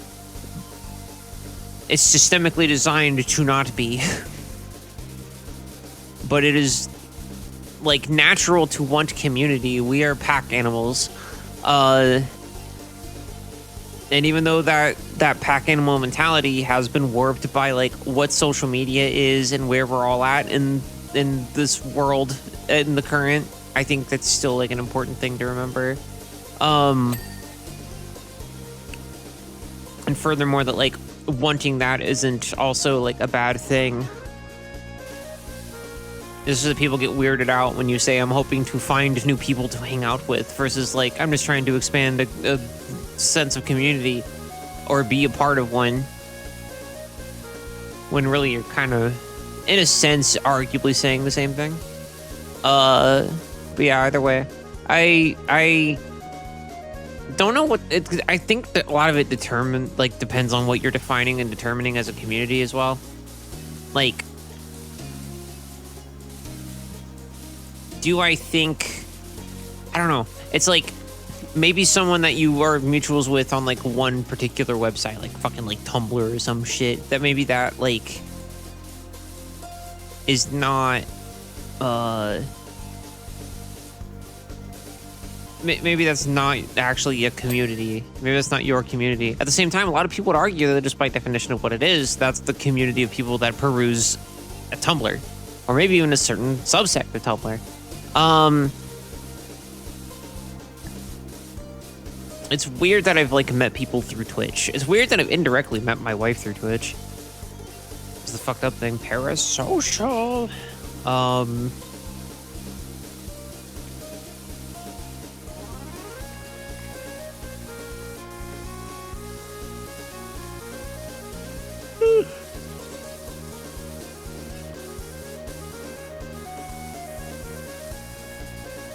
Parasocial, you need to log off. In any case, fucking,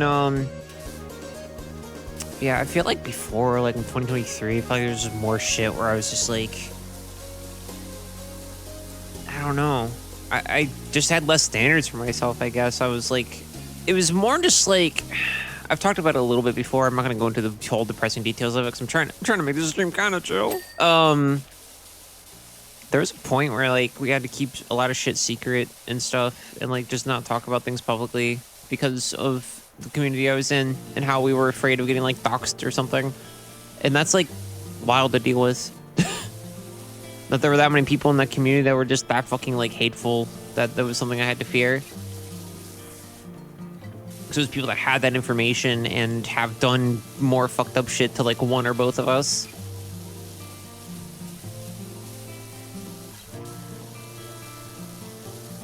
I don't know. Now I don't really have that with anybody. Like now it's just people that I'm like, oh, this person's cool. I wish I could spend more time with them or like hang out with them or something, but I'm too shy.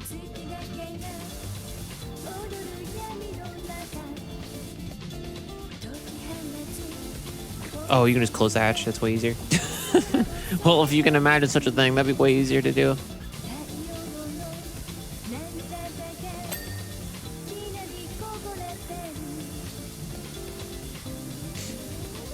There was something going around recently on Blue Sky specifically that I found kind of interesting to observe the shelf life of this post that was going on. I don't remember who posted it. Forgive me. There's somebody that basically said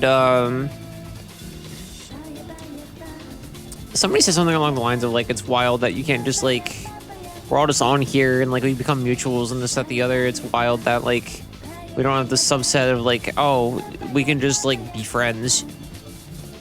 We both like each other's shit. Like, can we just be friends and shit? But I understand that like for people, it's probably like a breach of privacy of like whether or not you want people to DM you or whatever the fuck to do that. And then somebody else reposted it and said, repost if you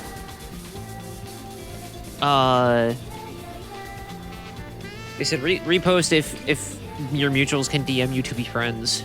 And I wasn't 100% sure still. I'm still not 100% sure the vernacular, like specifics of like what they meant by that exactly.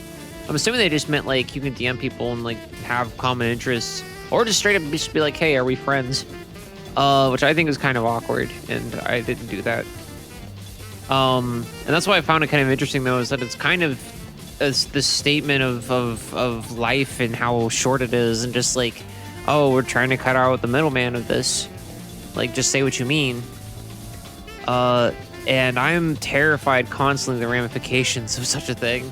Perhaps that's a form of social anxiety that's never been diagnosed to me, but regardless, I just think like it's scary to like just be like, oh yeah, we're, cause like there's so many fucking freaks on the internet that are just like either like really need help or like fucking just pathetic. And it's like I try not to come off as those fucking people.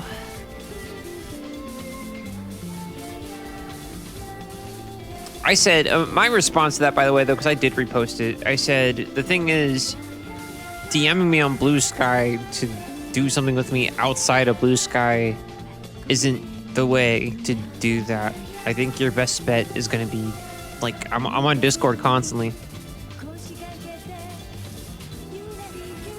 I'm on Discord constantly. If I'm awake, Discord is most likely somewhere within grasp of me, or I'm actively on it as you're fucking typing a message to me.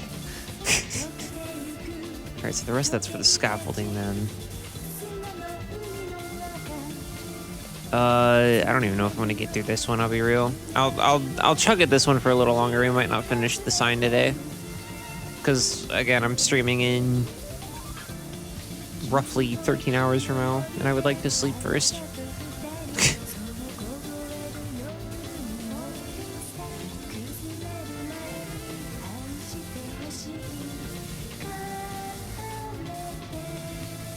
Like, I wish some of the circumstances of my... I keep thinking my community, and I'm like, I don't know if this is the correct terminology for it. I just don't know what the terminology I suppose would be otherwise than like people in my spheres and my spaces that I've talked to and like communicated with that like recognize me as someone beyond the rabble of the 7 billion of us squirming around and spreading each other's diseases. I don't know. I love that. I love the fact that I like I was on this game forum. It was like I don't want to say nobody game forum because that makes it sound like I'm implying the people who were on it were nobodies. It was just a platform. It was a forum that like just like it was made by somebody from some other website, and he just wanted to make this forum that was about like video games and shit, and he just wanted like people that like happened to come around would be there, and I found it, and I ended up being one of the people. But I was like a teenager, and it turned out that these people I've been talking to on this fucking website apparently were like older, but they didn't know my age, like, right? Like they just knew I was on the website and I talked about video games. And then I found out after the fact, like apparently some of them are like full grown adults and like married. And I was like, shit. So what do you think of my Town of the Year initiative? Nothing like a dose of healthy competition in a united community, wouldn't you agree? Weirdly on point of what I'm saying, Jeff Jefferson the 13th, but no. No, I wouldn't agree, I suppose.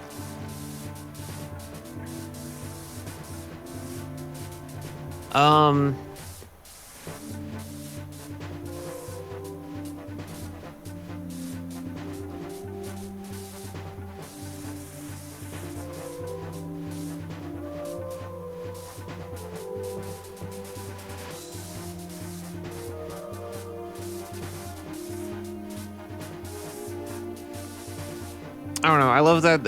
I feel like there was a point in the internet time, like my main point with being on that fucking website, it was just a bunch of people that fucking like knew each other, and then like there was celebratory of like their accomplishments and like going to get like to a wedding, going to go do this other thing at the doctor, or whatever.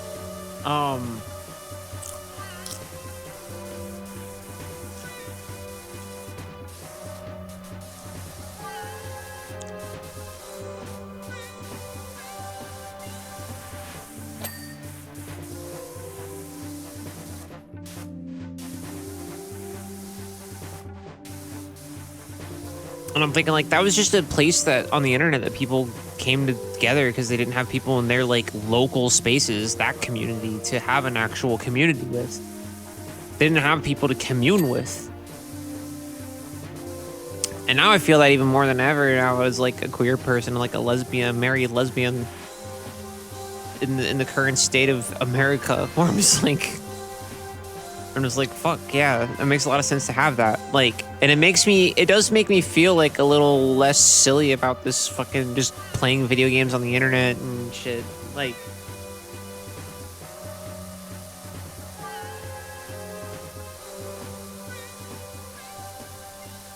a lot of people growing up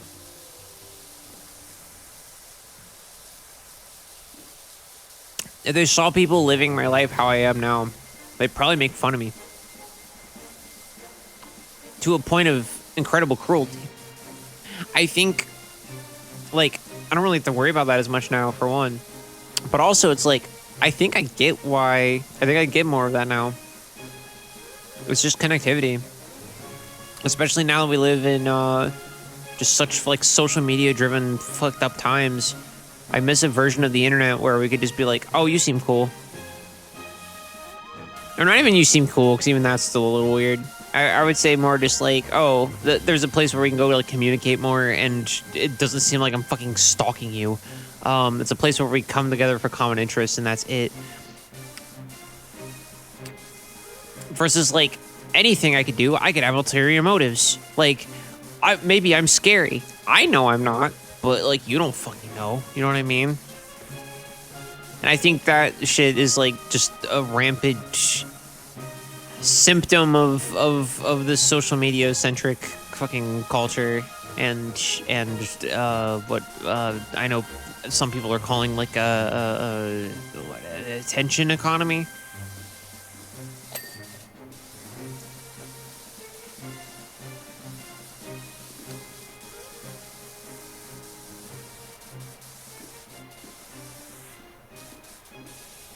All right, let's get this thing up here again.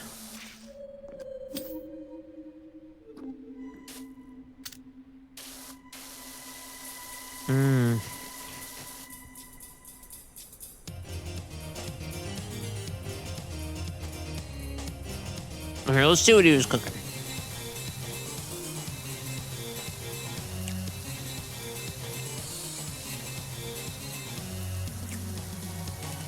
Spongely, Suds East, Pumpton, Power Falls, Muckingham, Detergento,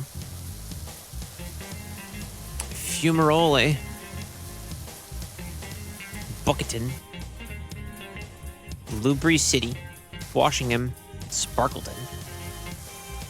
Price TBD. Good. Town of the year.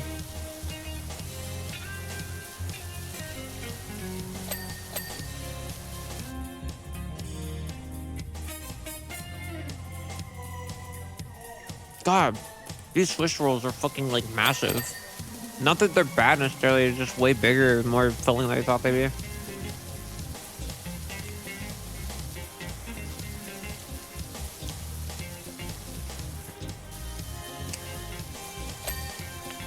But yeah, I'm getting slowly but surely better at cutting off my streams at regular fucking, like, a regular time.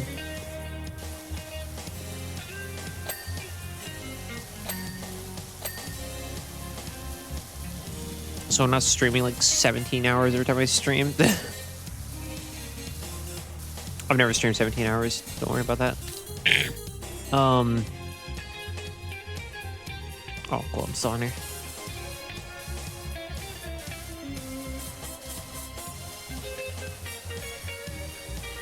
I think I could survive a 24-hour stream. I just would have to have a good reason because I get tired after fucking like 5 hours and keep going. Stream anniversary is coming up soon too, by the way. I think like a month from now. A month and some change. It'll also be my first actual vacation at my job. So I'm excited. So I'll mostly be like just resting up, I guess.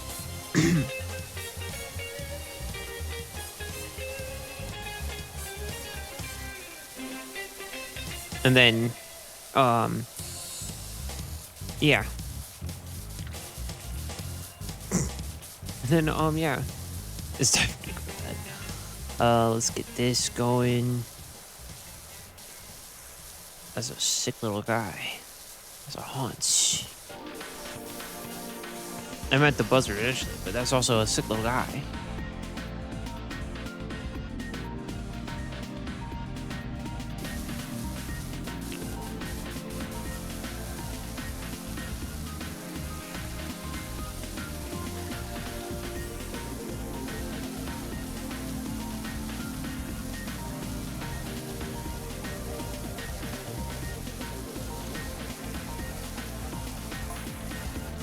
By the way, Dirtfinder, I need my cat back.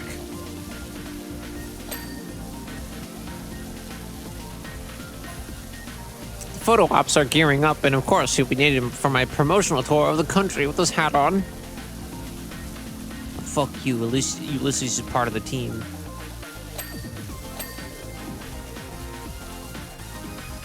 Fuck you, Ulysses is part of the fucking squad.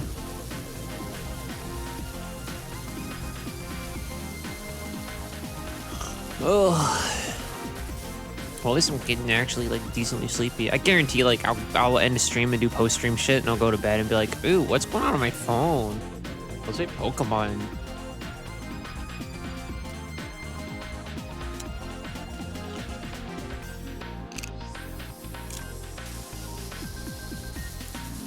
I've had less like issue falling asleep recently, actually, and I think part of that might just be my job being actually exhausting. And maybe a lack of exercise. I used to think that not exercising all the fucking time prompted more of my inability to sleep. But I think it's starting to make just all my energy like kind of bottom out or something. I've started doing crunches again though, so I'm excited about that. That's like my workout. That's what I do. Is mostly just crunches and crunches. Is that bad to like not balance all that out? Probably, but fuck it, crunches. Back when I lived alone, I was a little more adamant on it for the most part. I was doing, I think it was usually like 25 squats, 25 lunges, like 100 crunches, if not more, depending on my mood that morning. Some kind of stretch so the crunches didn't fuck me up. And I tried to do fucking like push-ups or whatever the hell as much as possible. I'm not good at working out my upper arms though.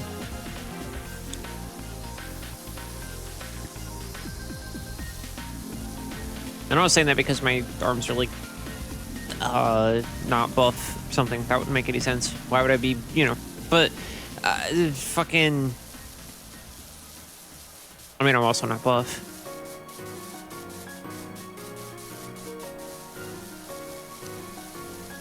But yeah, I looked in the mirror this morning and realized how much, or this morning? I think yesterday morning. Yeah, yesterday morning, and realized like that my arms are getting more like flappy. And it was like, I was like, that'll happen, won't it, when you don't do like fucking dumbbells or anything anymore. But that's okay. Working out regularly enough is good enough for me for now in life.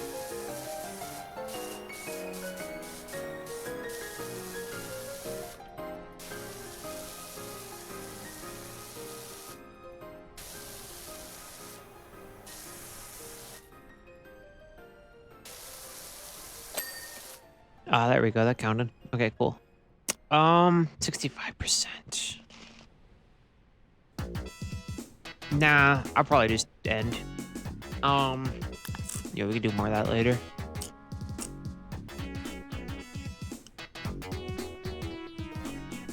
Alright, that has been saved, allegedly.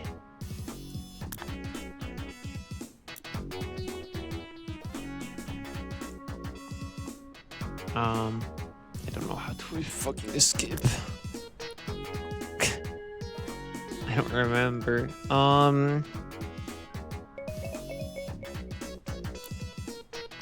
Oh, here.